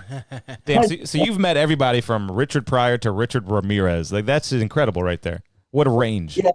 And George Carlin was one of my favorites, too. I like George Carlin. How about any modern guys, any new guys who are doing it right now? I love Ari Mitty. You know Ari? Yeah, he's my favorite regular right now. Right now. He's a nice guy, too. I see him, you know, in the green room and stuff, and he's a nice guy, but I love his comedy is great. He really seems like he might be the funniest guy on the planet right now. Like, I love his stuff as well. Yeah, he is. He's very funny. I liked Richard Jenny, too. He passed away. Wow, so that means so you were definitely a Boston guy, because Joe Rogan always says that the true Boston guys know about Richard Jenny and how much he used to kill. So that's all right? He used to kill harder than anybody else? Yeah, I used to see him at the Comedy Store. Nice. Yeah, and Holtzman is one of my favorite comedians. He has been forever, you know. Yeah, I'm gonna try to book Holtzman and you over here in Maryland one night. We'll see what the price is like. We'll see if we can get some business worked out, because I would love to get Holtzman over here. Oh yeah. He never went anywhere for like 25 years except the Comedy Store. He didn't even go down the street to the Improv or the Laugh Factory. Comedy Store, and he lived in walking distance to the Comedy Store. He could walk there. His doorbell said R. Ricardo, like Ricky Ricardo in the Lucy Show. Oh, okay. Yeah, that's funny. And you weren't you also on or you tried to sign up for the latest Kill Tony in Madison Square Garden? Did I see that? No. Okay, I must have the wrong guy. My bad. But Mike, you got any more questions for Ben Grelle? No, Grelle? I'm very happy with this interview. Yeah, man. We really appreciate you coming on. If I had to pick one person from the past 3 months on Kill Tony, it definitely would have been you. Like, epic stuff. Cool. And, we're going to let you go now and just appreciate your time. And we'll be in contact in the future. Maybe we can do it again sometime. Yeah, anytime. Just let me know. Thanks. Thanks, right. guys. I appreciate it. That is Ben Grelle. Have a good night, bro. See you, buddy. Take it easy. Bye. Hey, we did it. Wow, we amazing. did it. Oh, my God. Oh, my God. What the fuck? That was so mind-blowing. We should have kept him on for a couple more seconds. Damn. We just hit the end button. I was in there waiting for it to end. Oh, shit. I've been in there for 15 minutes. Oh, my God. Shit. How long did we have him? And we were just talking about how people used to not lock their doors. Unmute me, bro. Oh, wait, yeah, here we go. I hear him. Oh, okay. Headphone thing. Headphone. But yeah, I thought Jack is back. I kept thinking you were wrapping it up, and I was walking in, and then it kept going again. That guy can talk in a great way. Yeah, it was funny. I was tuning in like in person and on my phone, so it was like a delay, and it was really That's great. Yeah, fucking with my brain. I really kept hope getting the feds flooded with don't more get him. questions.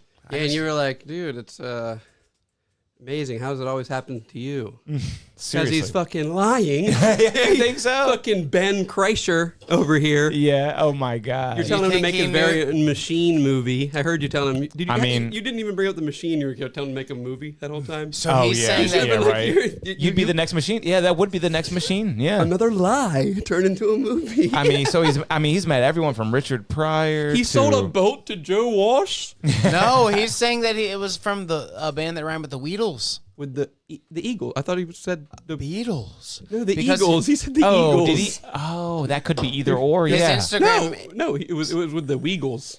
Weagles. Dude, He said you're it. right. My It was mind went Eagles. Beatles too, but it was probably the Eagles, wasn't it? Joe Walsh has a song about my sailboat or whatever. Yeah, Holy So shit. he's just making up that he it's was. Joe Walsh, dude. I think he's telling the truth. My cousin sold a sailboat to Joe Walsh. All the details though, the Sperry topsiders. You think he's coming up with He this spent a lot off of the time. top? A lot of time Yeah, and to make that up. and he did show us the written out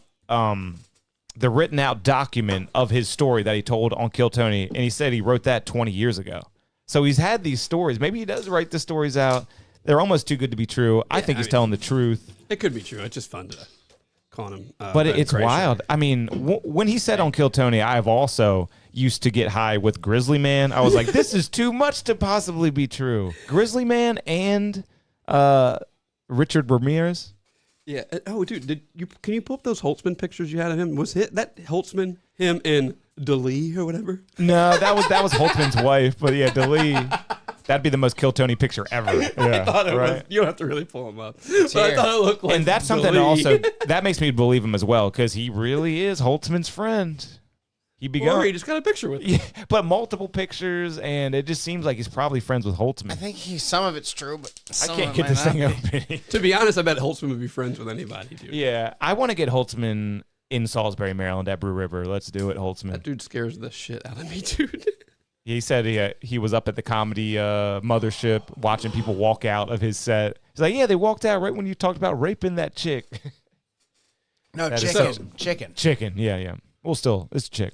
So Yeah, Holtzman, raping- people were walking out of a Holtzman set or his Spence set. Holtzman's. Oh yeah, Because that's just what he does. yeah, par for the course, right? Yeah. And I really want to go see a Holtzman show. Yeah, I kind of like that. I love it. He just tries to ruffle people's feathers. Love And they that. always said he would go on at like 1:30 in the morning at the Comedy Store, and you're like, okay, they're trying to get people to leave. And he did that for years and years, never went anywhere else. He was just the Comedy Store last act. At the very end of the night, he'd say whatever you wanted. He's like an old man. It would be so I hard. fucked a bowl of Fruit Loops. It would be so hard to not be Yeah. blacked out by the time you get up there. 1:30. Man, Mickey Ultra. Yeah, I support America. Delicious. I thought it almost looked like a what's that? Yingling Flight. Have you seen those? Yingling Flight. It's like a new type of Yingling. Pull that up. What is it? A Yingling flight. I got something to talk about personally too. Okay. But it's nothing crazy. It's just something cool about collecting cards. I've been to concerts before where they have like all the beers listed. It's like $15. Bud Light, Budweiser, something else, $15, and then Michelob Ultra. Guess what it says? $16. What is it? An import or something? What the fuck's A dollar going on? extra for Yeah. Michelob Ultra. For what? I've been that's just a concert thing. We'll be charging a dollar extra for the Michelob Ultra. You know why? It's fucking delicious. Hell of a bottle. I mean, this is seems like it's more beer than a regular bottle. It's not gay. It's not blue. I always talk about how this has like less, 16 ounces still though. Yeah, and it has like what's it say? It says on the box somewhere like 2 point something carbs, right, dude? We're watching our figures around here. Hell yeah. But somebody else will tell you that Miller Lite has like just like 0.4 more carb or something. It's I not hear a that faint crazy. voice. Oh yeah, it's probably your audio down on slightly, very slightly. That is my fault. I'm sorry. I forgot I was watching us. But last week we had Sounds some like- Miller Lights, and now we got the Mick Ultra. So this is our light beer reviews back to back. This is so much better than Miller Lite. Miller Lite tastes like this, but you took a pepper grinder and went.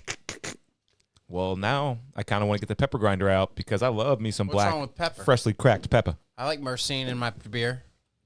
That's Makes not me myrcene, sleepy. it's beta-carotene. True. These chemists over here. I tried. That's so weird that I know that. Yeah, why do y'all know that? Yeah. Weed. Me and Lainey will go to Burnish pretty often. Is that what makes once weed every peppery? 2 weeks? Beta-carotene. Whoa. I try the new IPA every time. Usually it's got some caffeine, it's some peppery, good, yummy, like a light haze. I tried this new one that had a cool name. It just said IPA. It just said 6.8%. I didn't expect it to What'd it be look like? so brown and so clear and so I had that one too, remember? malty. It said New American Boots or When me and you and Neil were there, it wasn't the that. last time I got really hammered, I ordered the new IPA, and it was a brown malty boy, and you ordered some delicious hazy thing, and I said, I'll have what he's having. When I ordered my next beer, I said, I'll have what he's having. Because he had an orgasm when he had it. Oh, this beer. Oh. I insta-nutted, I'll have what he's having. as they say. I've never seen that movie. Have you all ever seen that movie? Is it Pretty Woman? I think it's called When Harry Met Sally. I didn't know which movie it was. And I'm just judging it off of context through like references. I think it's called When Harry Met Sally, and I think Meg Ryan was in it. Lady makes And- orgasm noise while she's eating at the restaurant. and then the someone lady- says, "I'll have what she's having." It is funny. 10 out of 10. It is funny, but it's just so overdone as a reference that people probably just think is hack now. Oh, here we go. I'm so glad I never got involved. Is that Meg Ryan? I just would have ended up being some woman you had to get. She's from You've Got Mail, so I don't know. Right there. And Billy Crystal, right? Jesus. Oh. I don't want to watch this. I'm going to get horny. Don't do this Meg. right now. He loves Meg Do they Ryan. fall in love? Of course, it's a romantic comedy. No, keep it rolling. We They got to hate hear the each line. other We got to hear the first. line. Keep it rolling. Keep it rolling. Oh my God, speaking of romantic comedies. Oh. Oh. That's insane, dude. It is insane. That and it's long, too. It is really long. And then get to the lady. Oh. My heart's a flutter over here. So this is like a old ass romantic comedy. I assume so, yeah. Oh, I'll have what she's had. Oh, she wants to finally orgasm who too. was She that? hasn't orgasmed in a long time. That Now was She's a- an old lady. that lady's in Seinfeld. Classic old lady. Is she? But yeah, speaking of romantic comedies, remind me of the big news of the week. Did you guys look at the big news of the week yet? What? The biggest news of the week. Biggest news of the week. Let me Sydney think. Sweeney's Instagram post. Did you see What? it? Oh God, pull it up. Pull it up just in case. It broke the internet. Really? Well, it went viral, and she's already famous as fuck for something that famous to go viral. Just her ass. Really? She posted her ass? Yeah. Wow. And, Holy like- fuck. like, That's look all at- she has to Just do. look how many likes are on this post. How many likes are on this post? She just posted her ass, huh? 4 million. 4 million likes. What the fuck? That's the big news of the week. 4 mil. Scroll, Mike. That's got. I mean, that probably is up there. I mean, through the photos. Do you fuck with N-words that make 17 an hour? 24,000 likes. that's great. Chat, I sprinted here. Mother is truly mother. Oh, I hate that. That's weird. There's What the fuck is that? Jerking off a goose's neck. Can you just scroll to the next picture in the photo thing with that little arrow? Oh wow! Boom, more Oh, it's a ass. collection. She posted her ass. She's that tired of crazy? hearing the praise about her tits, I guess. I think it's crazy that she just normally it's just like I drink. She always makes me crave Bai energy drinks because she's heavily sponsored by them. Yeah. And I really crave a fruity energy You drink. say wait. What's the energy drink called? BAI? Is it? Bi energy drinks. No, did I say it wrong? No, this is funny. It's like bisexual energy. That's great. Have They you ever had made one us before? drink that in I've a never even Vermont- heard of it. Oh wait, BAI. That's like tea, right? Dude, I had one time, and it made me feel like I was having an anxiety attack. And I crush Bang energy all the time. Something about that shit fucked me up. They're finding different chemicals and compounds to put in these drinks, Well, like that one's Ghost. skirted You ever around- had a Ghost? Yeah, that one does it too. And then there's another one that like literally It's the ones with makes green, your skin flush. green tea extracts. Well, the ones that make your skin flush are loaded with B something that's niacin. Niacin, yeah. Some have niacin in it. And what was that one? I can't remember what it's called. My buddies in high school used to overdose on niacin. Oh, C4. C4 Yeah. has niacin, I think. My buddies in high school used to overdose on niacin to beat drug tests. Have you heard about this before? Yes, to beat the THC. Ooh. If you overdose on niacin the day before you have to take a piss test, apparently it burns some THC out of your system, but you get like a fucking fever and you turn red and you look like you're dying. And I'm like, dude, you guys should maybe just not smoke weed because you got arrested. Yeah, there's a lot of niacin in pre-workouts too. Bite the bullet. That's what, yeah, some people We're have to in do. high school. You just got to bite that bullet. But nowadays you can really, they mouth swab you. And I've passed those. Mouth swab. Oh, we actually had some comments tonight. I commented. Yep. And Ben was in there and said, "Yo, can you see me?" So he was waiting for a while. Oh, that's great. What time did you guys get him in here?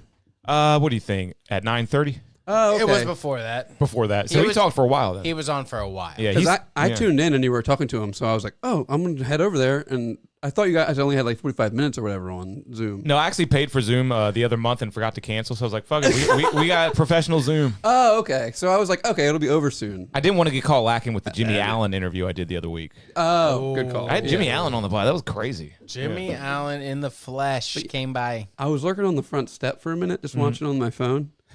And your wife came and let me in because No I guess she way. saw me on the ring. I didn't even think Amazing. about it. Yep, I was like, yep. fuck. She's like, I saw you standing out here. I thought it might be raining. I was like, shit, I'm sorry. Hey, that's a good wife right there. Yeah. I saw you standing in the rain. Oh, okay. Is that like an old Joe Walsh song as well? Maybe, maybe. No, the only Joe Walsh song is "Life's been good to me so far." You know that song? I gotta get Yeah, I love He that sings really. refreshed on Joe Walsh. He sings really funny. Does he do "You Are So Beautiful to Me"? No. Who sings that? A I don't know. Walsh? Some kind of Joe, Walsh? Joe Walsh is just the guitarist from the Eagles. For the Eagles, yeah. And I'm pretty sure the Eagles had some crazy fight at one point, and they all just did he solo went careers. solo. And I'm pretty sure So they kind of like the Beatles, yeah. all went solo. At some You know point. the song I was singing, right? No. It's from the Suicide Squad movie. Nah. Dude, the I put first that 2 movie- seconds will show it. I put that movie on and I made it like 15 minutes in. I normally don't turn movies off. I turned that movie off. Yeah, I didn't finish that one, I don't think either. The way Harley Quinn was talking, Harley cringe. yeah, basically. The way she was talking, I could not stand it. I turned it off. And was I swear that to God. Margot Robbie? Hi there, I'm going to beat Stop. you at the baseball bat because I'm from I Crazy can't watch it. Town. I'm Yeah. serious. I can't watch that. That's also why I don't want to see the movie that got like a 1 on Rotten Tomatoes, Borderlands. Borderlands Wait, though, is wait, supposed to though. be epically Tiny bad. Tina. Apparently, it's the worst movie ever. Tiny Yeah. Tina was the most annoying character in the world in She the was game. awful. Apparently, the first Suicide Squad sucks, but the second one, I saw this. The really crazy one, it was good. Is it the one that has the extra long version, the cut or whatever? Snyder Cut? Is it Yeah. a Snyder Cut? Isn't that what it is? Probably. I think I might have saw that one too. It's got It's the got a shark. guy that throws polka dots. Oh. It's got some pretty cool characters, honestly. It's Is really- the one with the shark the Snyder Cut one? Because that's not Suicide Squad. The shark is in the second one, too. Oh, he is? The shark's kind of cool, and then John Cena's character. Yes, the Suicide Squad with Will Smith. Wait, no, that was the first Oh, one. Will too? Smith's in it too. Yeah. Oh, yeah. I also noticed when I watched the first 15 minutes of that movie, they let Will Smith talk way more than anyone else. They're like, this guy's an actual actor, guys. Everyone else. They're getting his up. money's worth. They Carry paid this. millions for him. You're going to say these lines, all right? You're Yeah, gonna he was practice. talking like the most out of everyone, and he's like not even the leader or whatever. You're just some guy in a tight suit. Yeah. What was that this- was a weird role for him. What was the other movie I was looking up? You were looking up, wasn't it Suicide Squad? Some kind of song? Was no, there I another did movie? that, but it was a fuck. I thought maybe we were talking. I was supposed to look something up. It doesn't matter, man. We're having fun. I just got done watching all the X-Men movies in order, and those end with the 2 Deadpool movies. Well, So- and Logan. Technically, yeah, Logan is after that, but here's Oh, the yeah. thing. In the No. beginning of Deadpool 2, Logan's he goes, Logan's dead. So I was like, I stopped right there because I was doing it in order based on what the internet said. But right when I saw that, I said, fuck what the internet's saying. We're going to Logan now since he's already talking about him being dead. He says, I'm going to die in this movie, too. Yeah, but he yeah. breaks the fourth wall, so he really is talking about the future, which is crazy to think about. It's don't think about it. So that Deadpool much. 2 did come out before Logan? It comes out, Deadpool 2 came out after Logan. Oh, okay. But the timeline, Logan is in 2029. Logan's weird. He's taking care of Baldy the whole time. yeah. Kevin's an expert. Did you hear that? That's true. It's true. It's all true. So- and man, I just want to say real quick, the X-Men movies are so underrated. They are so good, especially the Fox X-Men movies. Like Logan is an incredible film. You like the one where he takes care of Professor the whole No, time? the daughter? Yeah, I like that one. Isn't that Yeah, a little girl? Yeah, but they kill her off in the Deadpool movie. I'm not Yeah, watching and that. the little girl and everything. They and, kill and her he, off. He Did you dies cry? in that one. No, I didn't cry. But Oh, I would have told you if I did though. I would cry. Question: I'm not watching Close. Am I wrong? So What? like when they do the final stand with the I don't want to spoil. I like that movie enough that I don't want to spoil. Which Yeah. one? The cameos. Logan is amazing. All the cameos do their final battle, and In the what little movie? girl in the new Deadpool. Oh, yeah. All Oh. the cameos do their final battle, and the little girl, Logan's daughter, puts on her sunglasses and supposedly fights the final battle. Because apparently they all don't live through that. Because I ain't going to see what I had to do today. Just tell you, tell everybody what I did. There's here no way. today." They did not kill all those people.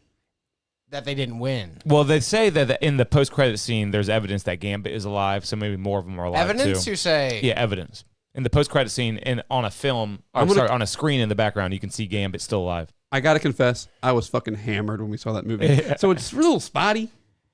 And in the beginning of the third one, you see Logan impaled by the branch. That happens in Logan. In Logan movie, he literally dies in that one, so that's where you kind of leave off for Deadpool 3. Sabretooth puts him on the branch. Does he No, it was just some like government guy who's trying to get the mutants. Oh no, it's actually himself. They created another Logan, a robot Logan, and the robot Logan. You're reminding me real why Logan. I haven't seen We it. watched it at the shop, and JJ No, was like, trust me. It's a good film. It makes the new MCU movies look like kids shows. well, It really that's does. because they did the first Well, they rated R are. one with that. Yeah, shit. because they are. But the are. the 20th Century Fox X-Men movies are so dramatic and so good and so adult. Isn't that the original ones? Yep. Mystique. Watched it at Zach Timmons' house on sleepover with But you. the ones I really recommend are Logan, The Wolverine, and X-Men Origins. Those are great films. I had right a there. sexual crush on that girl from the first one when I was a kid. They fight at the Mystique? Statue of Liberty. No, the girl in the first one. She's like running away in the beginning. Girl. It was when I got it when DVD players first came out. It was one of my first DVDs. We're talking X-Men 1, 2000. Year 2000 it came out. We're talking that one? Yeah. Yeah, that was a good movie. But I was, so I was 11, so it was appropriate to have a sexual crush on her. Yeah, and there's a lot of sexual stuff in there. Mystique was basically naked. It was crazy. So do you But I don't remember those do movies being that great. you remember the Yeah, fights? well, X-Men 1 and X-Men 2 are not that great, but they are good, though. I like them, but the three I mentioned, really good. You know what I want you to watch next in order? What? You might have already done it. Jurassic World. Oh, I've never seen the Jurassics in order. I might be down for that just Holy because shit. I like them in order. What you should watch Jurassic Park 1, 2, and 3, and then watch Jurassic World and see how horrible Jurassic World is. My next plan for the order watch, and this is going to be a doozy, is Planet of the Apes. There's like 13 movies. Don't watch those old ones where it's like I'm going to watch the old ones. Yeah. there's like 3 that are good, but Well, there's like they might all be good. Who knows? And it's all We like talked about it on here. practical effects and everything. did we talk about it on here? How it was like they were putting out one a year for a while. It was They like were. Fast and the Yeah, we did. Furious. We looked it up, and it was literally once a year. Yeah, they were the first Fast and the Furious franchise. Too many. But yeah, don't ever forget that they fought in the Eiffel Tower, guys. And what? Not the Eiffel Tower. The Statue of Liberty. But the French gave it to us. Yeah, that's why you were thinking about that. I was just about to say. That's fair, Mike. Yeah. But Thank what you. is this? The X1. first X-Men, we watched it at Zach Timmons' house at a sleepover. We were high off. It was like 3 a.m. You weren't high. High off the ho-hos and the donut sticks. There we go. Sugar And you're high. like, guys, Smash Brothers, Melee, we gotta put it He had down. weird We gotta put ass it down. Twisted Metal. We couldn't play Nintendo. He had at Twisted that. Metal, and he had Dragon Ball Z Melee. right? That That was house, fun. I hated that house. I know that kind of house. Separate room. The mom, the dad was there. And it was Well, cool. he had his One his time- main house, which was small, and he had his grandma's house, which was like a paradise. I never went to any house other than Grandma's, but I do yeah, remember. that was so good. I do remember in the earlier years, we would have a sleepover for his birthday party in the RV and watch South Park RV at one was end nice. and play PlayStation at the other end. That But was then nice. as we grew up, we just would hang out in the shed where his This is the Grandpa most had a ghetto shit construction- ever. You went from the RV to the shed, Yeah. and you're No, watching not the South shed. Park as children. Just and we were imagine walking in the woods. there's and- property yeah. there with like a go-kart track, junk everywhere. Like they had some sort of They business. had property out the Dude, ass. you were ringing the "Are you garbage" bells. yeah. There was a go-kart It- track, it was- an it was RV, paradise. and a shed. It was paradise. There were 'cause you could huge go- tires everywhere. There was and- these old Who's desks. this guy? Zach Timmons. His grandpa had some sort of business there. That Did he there was go to like- school with you guys? Yeah, Yeah. he was a cool guy, man. We would go in these drawers, all porn everywhere. Oh, nice. Mags. Porn everywhere. Mags. That's fun. Furry vagina. I would snip stuff out, roll it up, take it home in my Jeep. Were you like, and when you're staying the night at this person's house, are you having like blissful fun? Or are you kind of nervous? No, I wasn't Kind of blissful fun, and then you got nervous once you were sleep deprived for a good, 8 hours. I would get kind of nervous in these houses, like something's going to go awry here. I'm going to get in trouble somehow from looking at this porn or listening to this Eminem CD. Yeah, or it was all of that. watching South Park. Or shooting a gun or Yeah. something. Yeah, Gun. he had airsoft guns and probably regular guns, and it was great. He had enough property where you could literally have an airsoft battle and bother nobody. I remember I was at a sleepover like that one night. We were listening to the new Eminem album. It was like the second one. What's that? Marshall Mathers LP maybe. Love And it. it's got the intro where it's like, public service announcement. Slim Shady doesn't give a fuck about what you think, or something like that in the beginning. And then I remember Saturday night we listened to that all night, loved it. And by the time Monday morning rolled around, we're still raving about it. And Joe Martino is our we got to get him on the pod. He has a podcast. You I know, that? I Okay, know, yeah. yeah. He's our gym teacher, and we're out front talking. He's explaining how to play kickball or We should something get Joe fucking on the gay show. or whatever. Yeah. And and then I'm in the back telling, I'm like, hey, yeah. And then Eminem said, he doesn't give a fuck about what you think. And he goes, hey, Jack, what did Eminem say? I said, nothing. Oh my God. Joe was like, at the time, he seemed like a naughty teacher of sorts. Yeah, didn't he was like a. He was naughty, dude. We would play touch football, but you had to tackle him. He wanted all these little boys crawling all over him. No. I got something to say to that. Hey, I Jim, got something to say, and I've told this story on here before. About every time you say talk about Joe Martino, I Where he gotta tell touched you, Mike? you're talking about, you're going to bring up Billy Frick, aren't you? I thought that's what you're about No to Billy do. Frick. Yeah. Except, I can. Yo, Billy Frick shredding in the bowl, dude. You see the pictures? One time, yes. Yeah. He showed us his tape like it was some old thing. And he did some cool stuff. No. It was a rainy day, one phys ed. No, it wasn't. He would substitute for like 1 year, one time at the campus that hadn't been upgraded I yet. sidetracked you. But it's cool. I'll remember the other one. What was the other one? I don't know. He'll remember. Joe Martino. Joe Martin. Yeah. Okay, so Billy Frick, Joe Martino. Okay, Billy Frick showed us his skate video as he was our science teacher substitute, where we had to go in that snack machine room. Science class. He said, no was science. just It's thinking raining about outside. that. We're watching skate videos of me at Snack. the ocean. Okay, the snack machine room. I got That's it. so now. crazy. I got a PC in there and I cried. Go ahead.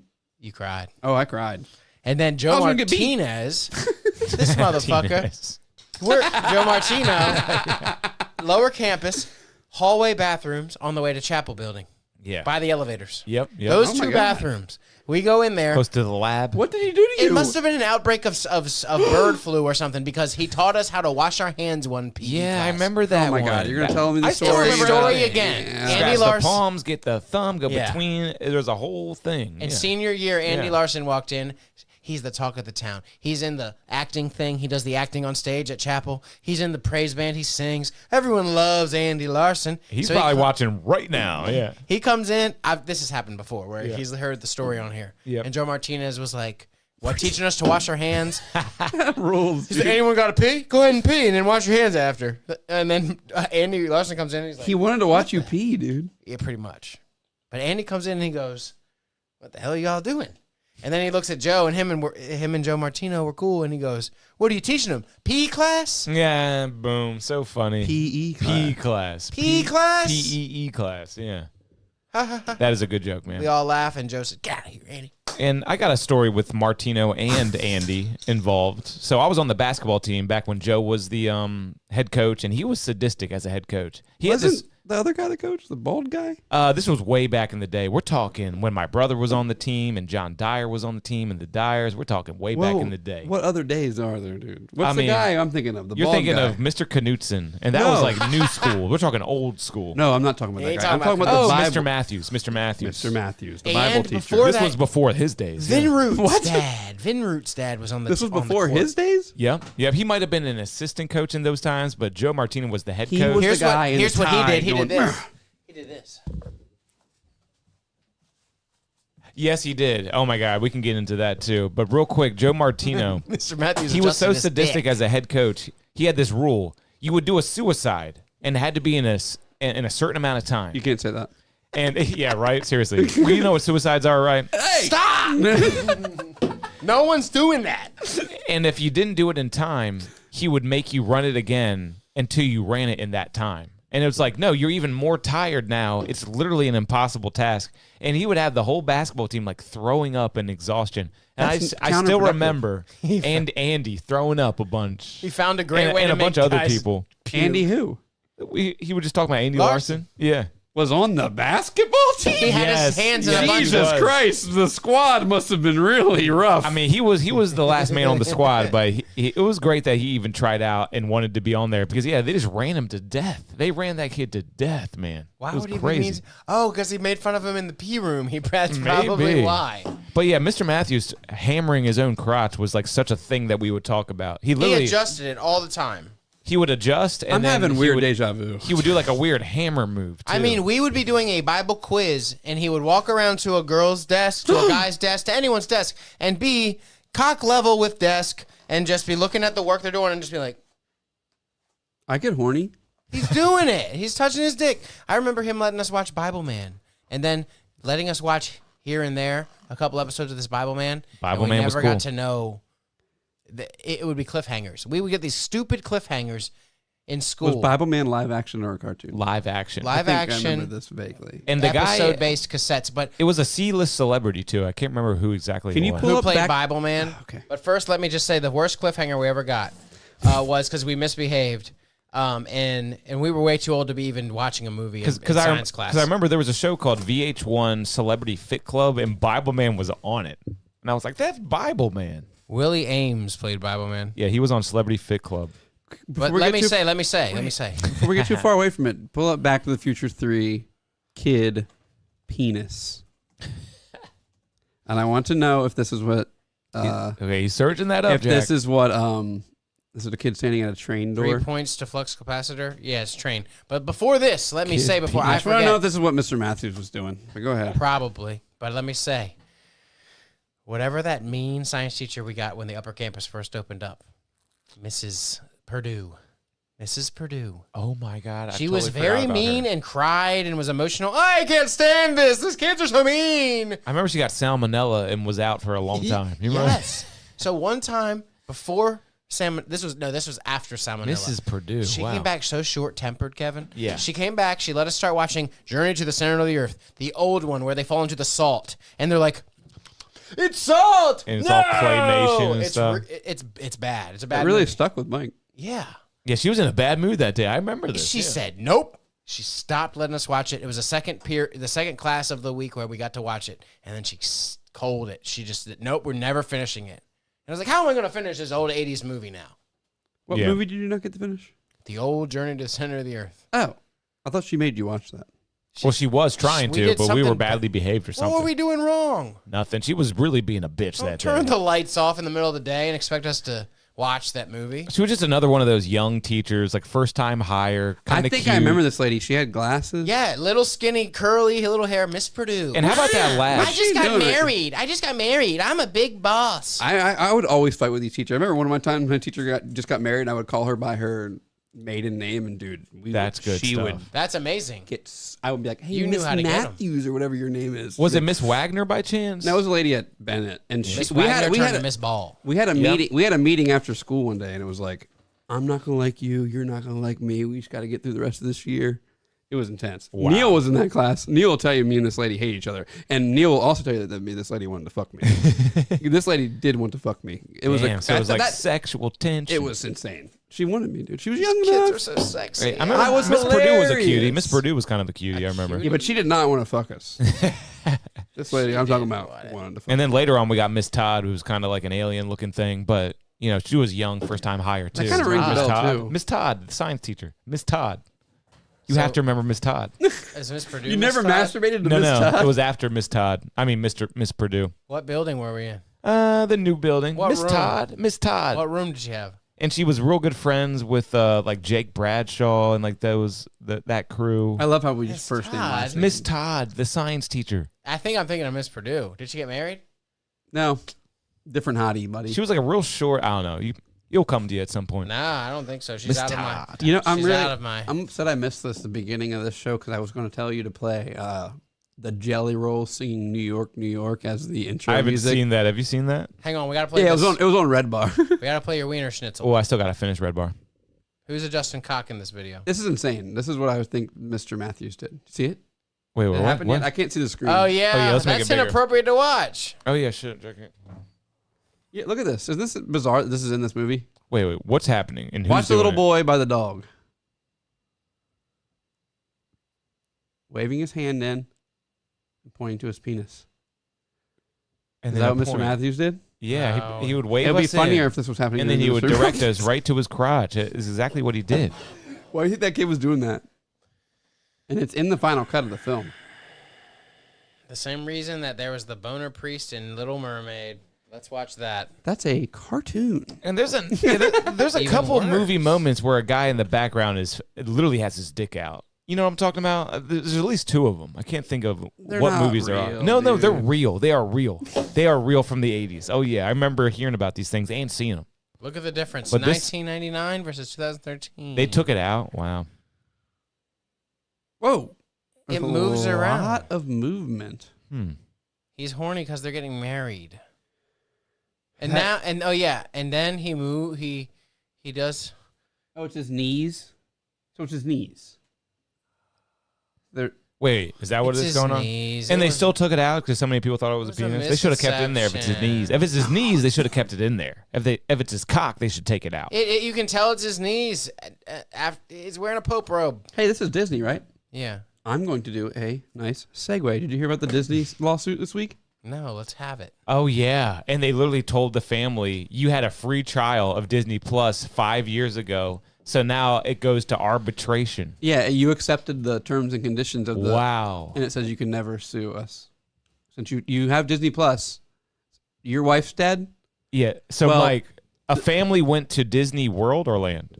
Doesn't matter. Okay, went to Disney World and Florida, they it was ordered World. a meal at a restaurant and they told the waiter apparently she has a food allergy. Just make sure this one thing is not in the food.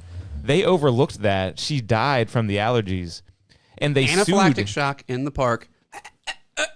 And they sued Disney, and apparently legally Disney was just like, well, you signed up for a free trial of Disney Plus, and in the fine print it says a whole bunch of mumbo jumbo, and now we're Anytime good. you want to take us to court, you have to go to arbitration instead, which just means just one guy says. What can we Yes, do in our no. company for you? You know what I mean? It's not like and No, it's gonna Arbitration. happen. Arbitration is instead of going to court, you go to a room with a lawyer or like a mediator type guy, and that's just to avoid having a jury trial because jury trials get heated. The restaurant's neither owned nor operated by Disney. We are merely defending ourselves against the plaintiff's attorney's attempt to include us in their Well, lawsuit. here. When we tell you this, Huh. guess how much he sued them for? How much? $50,000. Not That's even- it. And Do they you could, think it'd be wow, worth it? that'd be Cover nothing shit. for them. That'd be I'm- nothing for them. Just give them $50,000, and this huge podcast right now would not be talking about it. Yeah. You just gave them they're fucked $50,000. now.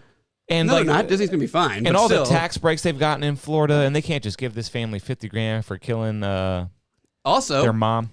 they shouldn't have to. They shouldn't be able to sue Yeah, why? because you're the one with the allergy. Yeah, Control I what think you the eat. same thing. I think the same thing, honestly. Yeah. So this is what So I mean, I think the lawsuit in the first place is stupid. I mean, that waiter is listen to busy. this. The chef is busy. They made Exactly. a mistake. They made a exactly. mistake. They're making like minimum wage, and they sprinkled gluten in your thing. Sorry, Yeah. dude. It Those was people, probably peanuts. you want those people to lose their jobs, and they'll. I agree with you, Jack. I agree with you. honestly. Don't go to a resort with all these problems and be like, or no, don't go to a theme park with all these problems and eat it at Bubba Gump Shrimp and expect them to be able to like Exactly. pull that off for you. You Yeah. fucking needy bitch. Yeah. Hey, in effect, Walt Disney Parks and Resorts are explicitly seeking to bar 150 million Disney Plus subscribers from ever prosecuting against anything Exactly. in front of a jury if they ever go there. So it was like wor- it if was my prob- kid drowns in the fountain, you watched Mulan last year. If you get ran over by a hippo at Animal Kingdom, Yeah. You watched Mulan last year. You can never sue us. And not even a subscription, a free trial is enough. As Yeah. long as you click that box, you are done. Wait, I have Eric's Disney Plus. I never signed up for myself. I can still go to Disney and Hey, hurt myself. don't plan on suing Disney ever. go do a slip okay? and fall over there, Mike. And I literally just watched. and give it to them. I watched every X-Men movie on Disney Plus. I'm fucked. Okay, Wait, I can. X-Men is Disney? Yep. Well, they own Fox now, so they have The Simpsons and X-Men and a bunch of pretty decent I material. don't have Disney Plus anymore because you know why? I was getting charged for Disney Plus for like 2 years, and I could not access it in any way. And I had to like go in and file like a complaint with it might have been through PayPal or so. I had to like go into PayPal and like remove this as a payment method because I could never get into the account. It was insane. So I just paid for Disney Plus for like a couple years, never were able to use it. So I'm gonna give it a couple years and then I'll go back. It's pretty all right. And Mike, go to YouTube and type Pretty in. all right. I like that. That review of Disney Plus. It's pretty pretty all right. all right. That really is the best review you can give. They have a couple things. They even have the Planet of the Apes movie. Well, if So you when I'm like ready the for S- that. if you like Okay, the type Simpsons- in Teen Wolf Penis Bomb. You like The Simpsons? We've seen it. Isn't You've that seen worth- it? Isn't that worth the price of admission alone? The Oh Simpsons? yeah, The Simpsons alone because it's so much content and it literally is the best. It's so funny. This made Final Cut, but is it going to show cock? Let's see if YouTube does it. It's the werewolf dressed guy, right? That guy right up there. Yep, he just put it down. He put his shirt Oh down. my It just God. happened. Dude, if you were an extra in a movie and you did that, I would be like, no everyone one caught it for years. He's not a werewolf anymore, guys. That guy right there. I think they're blurring it or something because his whole cock is out. No, his cock's not out. No, I've out. I've seen the version where his cock's out. Yeah, it's out. It's like a fleshy cock. Yeah. I'll pull it up for real, but just don't show the Mike is an expert. Teen Wolf cock. Teen Wolf cock. It was Don't hairy show it. and very Kevin, don't show it. wolf-like. Kevin, don't show it. I mean, we can go small screen. Wait, we don't want YouTube. Nah, the other day during the Jimmy Allen podcast, one of the crazy drunk bitches who was at the bar literally goes behind me and flashes the camera. Shay had to tell me later, and I don't think YouTube caught it. That's good. In what? There were tits on my You should on one of my blur it, last though. podcasts. How? Try to blur it. Some girl flashed her tits while she was right behind me, and Shay had to tell me. She's like, What do some you girl think- flashed her tits to the camera during the podcast tonight? What's the timestamp of that, do you think? That I could gotta be? get. I still don't know. It's awkward to ask my wife. I'm like, what timestamp is that? I know. Yeah. But I'm gonna That get the was information. The joke. I do Oh, want to check it out and see, like, is she for real? Like, what the hell? Dude, look at me. I look like This is a a fucking cesspool of sex and debauchery. a hook nose. Never mind. I gave you a rip Look at so my long, camera. so long ago. know. I watched two movies this week with Jared Leto in them that you would never guess them. You never guess the Suicide movies Squad? that I watched. Oh that my have- god! Oh my god! Oh my god! Oh my god! Requiem for a Dream. No. 1998 movies. And Jared Leto was in them? Yeah. Jared Leto's I'm going to Requiem for- forget the first one now. 'Cause Jared Leto's in Requiem for a Dream, right? Oh, okay. I don't know. yes, he is. He sells Make his sure- girlfriend to the heroin guy. I hate that part when she comes back. That part when she comes back. Oh my god! That's a hard You movie want to for me turn the movie follow. off at that point. I want to turn it off when they're fucking going ass to ass. Actually, that's That's not. the very end. Honestly, going ass to ass, the movie makes it really, really, really seem really bad, but it's not that bad if a girl goes ass to ass at a party where everyone's With throwing another money. girl, and she had to fuck some dirty That was the worst. drug dealer earlier. Yeah, exactly. I thought that was worse. But the ass to ass is like it's humiliating in a way. Not Is that the really. one with Jim Carrey? No. Panic Room though? Oh, I'm Jared thinking of Leto. I'm thinking of Eternal Sunshine for some reason. He gets shot in the fucking head. Cornrows Jared Leto gets burnt with propane and then shot by the main guy who Love Dwight Yoakam, the country singer, is the bad guy in that movie. That Whoa. movie is underrated. Pretty David good. Fincher's movie. Jodie Foster. It's I the don't movie think I've David seen it. Fincher did after Fight Club, and it's so good. There's a one thing in the beginning that the layout of their new home is brownstone. very New York important. brownstone. You got to know like how long it takes to get from upstairs to downstairs. So there's this one shot where they like do this stupid like fake CGI camera thing where they go through the whole house in the beginning and just, so you feel like you know your way around. What's it, 4 flights? Because it's Yeah. like a New York brownstone. It's pretty cool, but they do this thing where they like pass through the coffee pot and stuff. That's because in Very Fight Club, they do experimental. the same It's thing like out the of Freak his on a hair Leash follicles. music video. That's what I was going to say. That's how you know it's that guy. Who is it? Fincher? Yeah. I gotta check it and out. the People other always one talk was, about it. Was just the movie we watched the other day. I'm sorry. No, you're good. Urban Legend. What? Jared Leto. Urban Legend. Haven't heard of that one. Didn't you talk about that when you were on the podcast like 3 weeks ago? We watched it playing Magic. And who was Jared Leto, by the way? oh, Isn't he like a rock singer? Yeah, 30 Seconds to Mars. You're right. Yeah. And why is this happening? I saw a clip of 30 Seconds to Mars this week, and first off, it starts off with a drummer facing away from the crowd behind his drum set, squatted, and he's hitting oxygen tank. I'm about to do some crazy drums. I'm about to drum I need crazy. this oxygen. And then Jared Leto comes up and hits it, and then he realizes, we were the kids. 30 Seconds to Mars, guys. I think they have a bunch of fans and they sell out a lot. But people in the comments are like, oh my God, you have to hit the oxygen to hit that 4x4 beat? Everyone's making fun of it. Yeah. You have to hit Everyone's that- making fun of them except for the people there that bought tickets. I mean, 30 Seconds to Mars probably puts on a good show. But do you remember when they first came out and their whole marketing thing was like, we're doing this music video on a glacier? The No, glacier- I remember when they first came out and they had that song called Attack, and I listened to it in my headphones on my iPod, walking through the hallways of high school. Attack, I loved that song. away. It was 2004 or something. I loved that song. Yeah, I Filmed couldn't on tell an you any of their iceberg. songs, but I know they were It pretty might good. be that song. Filmed on an iceberg, and the whole thing in the beginning of the video, the icebergs are melting.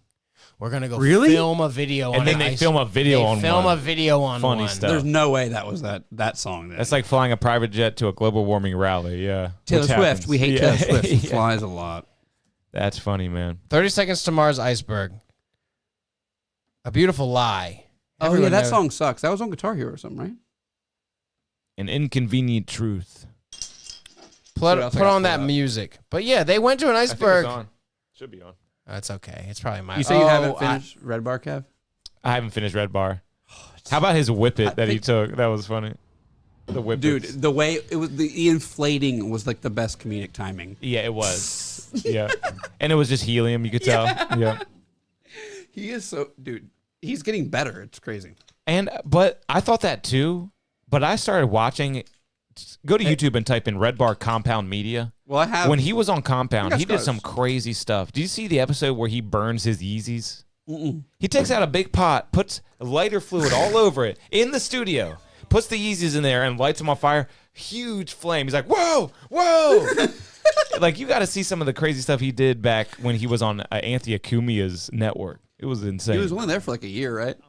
Yeah, and it was just a troll because he hated him. Like, it was like the best prank ever. This is good. This is I've seen this. This is him watching them talking good about him before they fired him. Yeah. It's amazing how he does. Yeah, this is good. The drama of him on Compound is so good. If you can actually go back and find the history and learn the history, it's worth it. It's and really Cumia good. is a legit crazy racist guy. And he's kind of a pedophile too. When he was like, sorry, I followed this for 13-year-old Venezuelan girls or whatever. Yeah. That was bizarre. Brazilian girls, like 13-year-old Brazilian models in like bikinis and underwear. But he replied like, must have been a mistake or something. Mm-hmm. And then he even took a 17-year-old girl to her own prom, and they were like dating, and they went to a hotel afterwards. Crazy. Kumia? Yeah, Cumia. You said they went to a hotel afterwards. I'm pretty sure that's not true. I think Red Bar added that in. Yeah. Red Bar's just like, he took her to a hotel. Yeah. Dude, but no, that stuff is real. I remember That's awesome. hearing about the Cumia taking a girl to prom, 17-year-old girl to prom. Fuck him. He's a nipple-pierced weirdo. Nipple-pierced weirdo. Ew, Cumia? Is it the governor of New York? No. And really, Cumia gets abandoned by all his friends, and he should have kept Mike Redbar. Anthony Cumia. If anything, he should have kept Mike Redbar as a friend, because like everyone else really turned their back on him, and all he did was turn his back on Mike first, and that's really what got him on the wrong foot. In the Scars Club group today, somebody posted, or the Bring Back group, excuse me, the BBG. What's great about this is it's turning into. Somebody posted a picture of the place that used to be the Red Bar Comedy Club. Wow. Yeah, I've been watching a lot of Red Bar history, and it's fantastic. I wish we could still go to the club. They always joke about having a meetup on the show. I know they'll never actually do it. We'll have to go to. Me and you'll have to get a flight first thing to Arizona. Yeah. He said he would do it like they do the show though. Mm-hmm. Yeah, it's like 2 hours notice. Yeah. How long would that take us? Like 5 hours to get there? From here, Plane from Salisbury or to Charlotte and then there. Yeah, right, exactly. And did you see that Josh Denny posted that the Shopify issues have been resolved? Did you see? I saw that part. That was funny. But Josh Denny posted like after the episode. Yeah, shipping not available, shipping not available, shipping not available. Josh Denny saw, I guess, because he posted the Shopify issues have been resolved. Dude, he did not want to sell that shit. He knew, he knew it would be more cost for him or something. He's kind of a bozo. What a fucking idiot. All right, we can wrap up because it's getting kind of late. But the only thing I want to say is, really quick, did you know that trial of that guy who was tubing and he was looking for his cell phone? And then those teenagers surrounded him and was like, he's looking for little girls. And he pulled out his knife. And yeah, I heard something about this. He got 20 fucking years in prison. Yeah. And a whole bunch of people surrounded him, right? That jury did him wrong. That jury did him fucking dirty. Dude, it's a these crazy kids world. Those kids' parents had money or something. He got punched in the face. Yeah. He's getting punched in the He's face. getting slapped and kept down in the water. I would have stabbed them bitches too. Yeah, it's literally self-defense. And they were taunting him before it because they were saying the only reason he was there, he was looking for a lost cell phone. Come on. I watched like a 5 hour long thing on YouTube about this. Yeah. He was looking for a lost cell phone, and they were saying they had his stuff. And then when they walked up to him, he trips and falls on these rocks, and they're like, they make up something about how he was lunging at them. You watch the video. He trips and falls. Yeah. No, I'm right there with you. And they're like, why do you have a knife? And he's like, I had a knife because we had tubes tied together, and you cut the ropes at the end of the day because you tie a really tight knot. Wow. That's exactly what you do. I've been tubing. And these teenagers surround him, and he fucks them up. But yeah. How bad? Only one of them died. It's scary how many people like that exist in this world. I'm talking about the jury, like that just want to believe the bad. They want to just demonize somebody. If I was on that jury, this shit would have been hung. We would have been in there for days and days and days and days. Yeah. And they'd be like, we gotta. They needed a Jack Armstrong in there, man, because that's not justice. That's just well. A what mob. happens is somebody normally breaks when they're in there for a long time. They're like, yeah, I gotta fucking work tomorrow. I'm guilty. Yeah. Seriously, That's 20 years of some dude's life. You got to think about it. That's just fucked up. The dude's old as shit. He's got an accent too, which I think did not. And people just want to believe so bad. Was he supposed to just sit there until they left him alone? It was insane. They're literally surrounding him, screaming at him, and pushing him. You know what that does to somebody, dude? You ever drive and get in a crazy thing? It does something to you, and you're fight or flight. He poked the first girl, and you'd think they would all be like, "Holy shit!" Yeah. They just surround him more and start punching him in the face. He's on the ground. There's a shot of him on the ground. And this dude's hand is in his face. And, his face getting mushed. Like when did he stab? Dude, you can watch a video of the whole thing, and like 5 people get stabbed or 4 people get stabbed, and you don't see any of it happen. Mm-hmm. The whole video... Stabbing is hard to see. Yeah, whole video... This one dude gets like completely disemboweled, basically. In the trial, he pulls up his shirt and shows the scar that goes from like right above like your like pelvic area. He deserved it. Up, like, it. He did deserve it. And he deserved to bleed out in the water there. And he is laying there like going like he was pushing his. The black dude, the mixed dude. Yeah, they weren't the being most decent. aggressive one out of the whole group. Yeah, exactly. He fucked up. They weren't being. Mike said it, not me. I saw the quick video and it was all I need to see. The dude's in the water. Sure, he's a fucking fat little fucking old guy, annoying guy. He's annoying your teenage life, and he's annoying you. Yeah. And you're pushing him down the water. You deserve to get stabbed. You deserve to get your throat stabbed so you can't do anything and defend yourself after. They weren't being decent. The kid didn't deserve to die, but that's what happened. Yeah, it's like it. The disemboweled guy didn't die. But he did though, he didn't because who got stabbed? Who died? How was that? Was a it little good white one? boy, And right in the neck or something. I don't know where he got him. There's, actually. I mean, it's what I always say. His heart. He His one didn't. in the heart. Oh yeah. It's what I always say. There's plenty of ways to not get stabbed, and that wasn't one of them, man. That wasn't one of the ways. And they were high off high noons and seltzers. Exactly. And the guy, they were underage drinking. Yeah. And the guy had nothing to do with them, and they were just antagonizing him. Yeah. And they were saying that he was they're like, what are you looking for? He's like, my phone. And they're like, oh, you're looking for little girls, huh? Why? Just to make Disgusting. people. And there was an uninvolved group over there that heard that, and they got involved. And I think I watched a really long thing about it. And I think somebody that, like, there was like a group of kids, they all got stabbed, and then one person from a different group got stabbed. These kids grew up in that victim mentality. This, oh my God, I'm the, Dude, just. They literally surround that guy and, dude, you've been in the little shallow river tubing like that. It's like there's rocks everywhere. You can't stand, and you push down. Dude, I'd be scared. Dude, nowadays in life, I observe more than anything. I mean, think about all the bite my stories like tongue that. And I just watch life unfold. There's a lot of stories like that Shit is scary. in modern times, and it's scary. It makes you not want to be involved in anything. I don't want to go anywhere, meet any group of teenagers. I know. Or do anything. Because I know I would be like this guy. I'd be in fucking prison for killing one of these stupid shits. Yeah. I'd make sure 3 of them died. And people are so brainwashed, they go against you. It's crazy, man. I think the guy's accent really played against him. He's like an immigrant. Wow.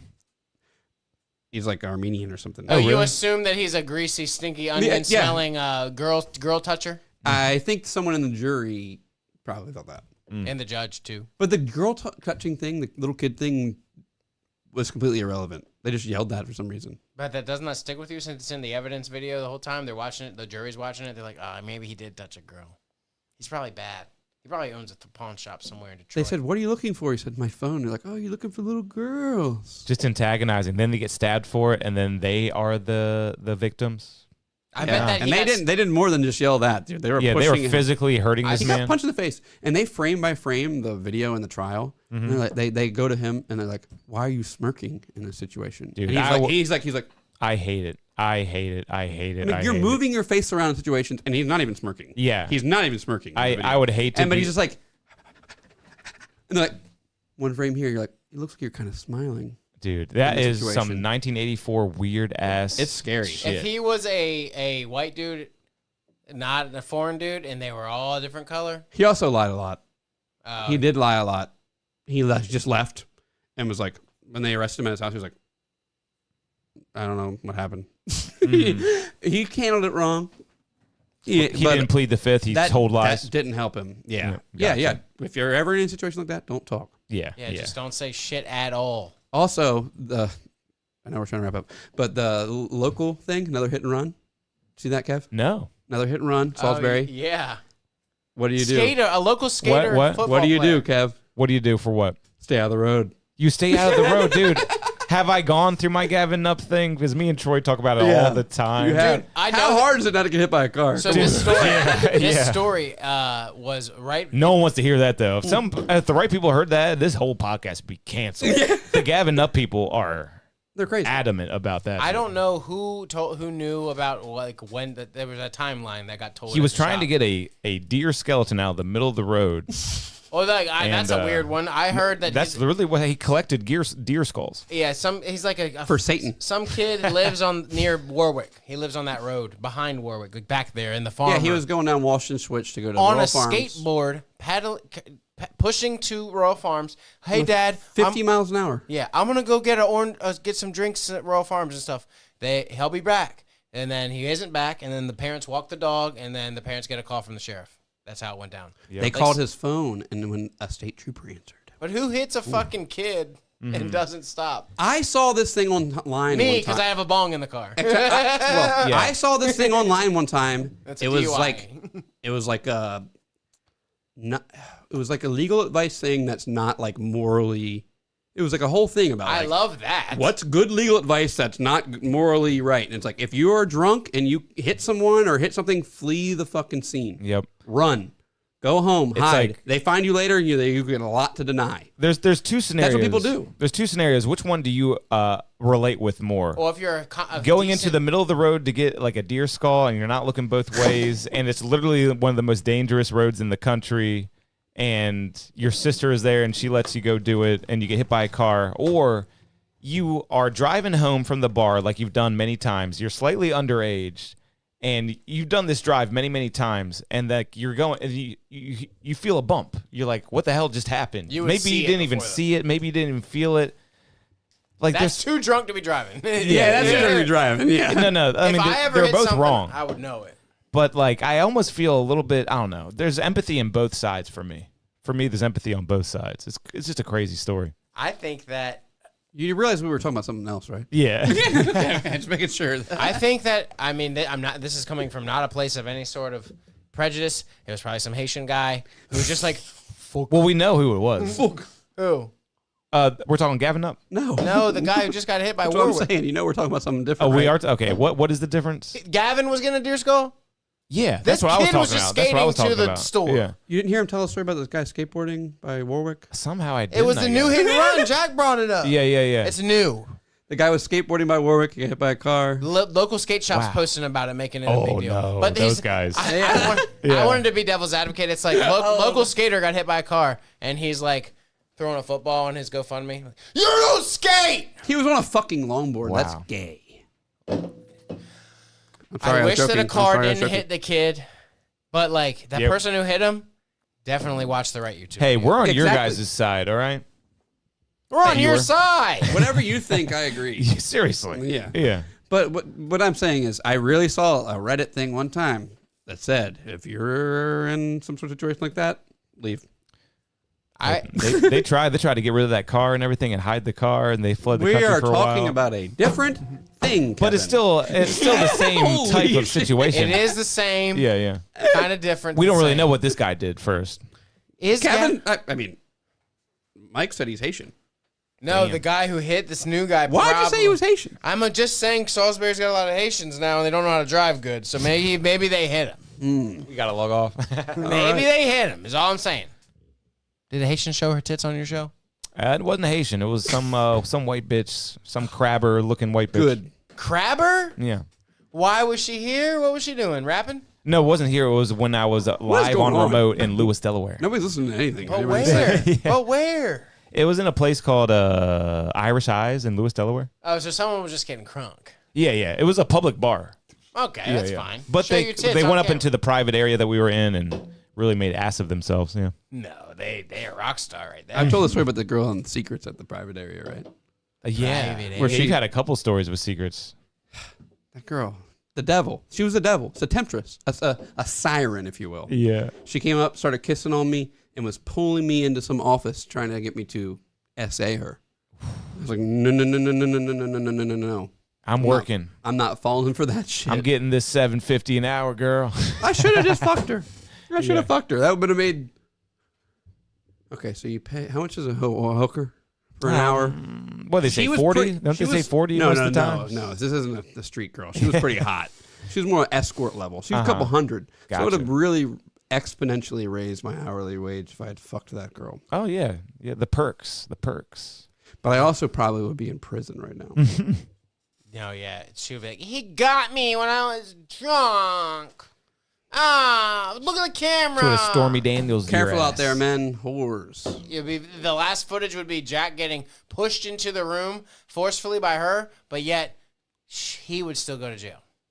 I forcefully pushed that girl out. I opened some door at Secrets where it was like, quiet. Then you open the door, it was like, Yeah. just chaos of people. I pushed her into the chaos of people, closed the door, only open from our side. She's gone forever. Go away. Yeah. You evil bitch. Can you play Jelly Roll in New York? Can we find it? Can we play that as the closing music? Yeah, Jelly Roll in New York. Jelly Roll New York, New York, New York. Madison Square Garden, right? Yeah, it might not be able to. Hopefully, someone has a. Oh, Yes, someone's clipped it. Is it Good night, everybody. No, it's horrible. New York, It's New really, York. You're really supposed to bad. sound like good when I you can't sing imagine him singing that I song. really wanted this to be the opening music tonight, but I couldn't make Wait, it. Jelly Roll sings for Kill Tony? That's gay. Yeah. Oh, thank you. He's done it a couple times. He does the national anthem a lot, yeah.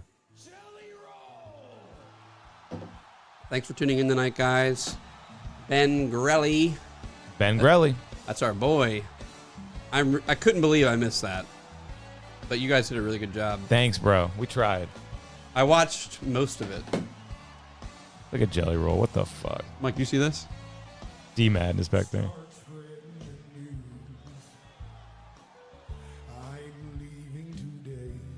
Oh my God, you suck, you Look, fat fuck. he is a house. He's gonna be dead soon. I mean, yeah. I mean, if I can't think of their names. Patrice O'Neal's dead, and the other big white guy. Have you ever seen anyone in their 40s? He's bigger that look than like they this? were. Yeah, he's bigger than they were. No one in the world in their 40s looks like that. I'm serious. You do not make it. Who was the big fat white guy comic? But I'm pretty sure he's younger than us. He's got to get surgery. Ralphie. Ralphie. If Ralphie May's dead and Patrice O'Neal's dead. But I'm pretty sure this guy's younger than us. Wow.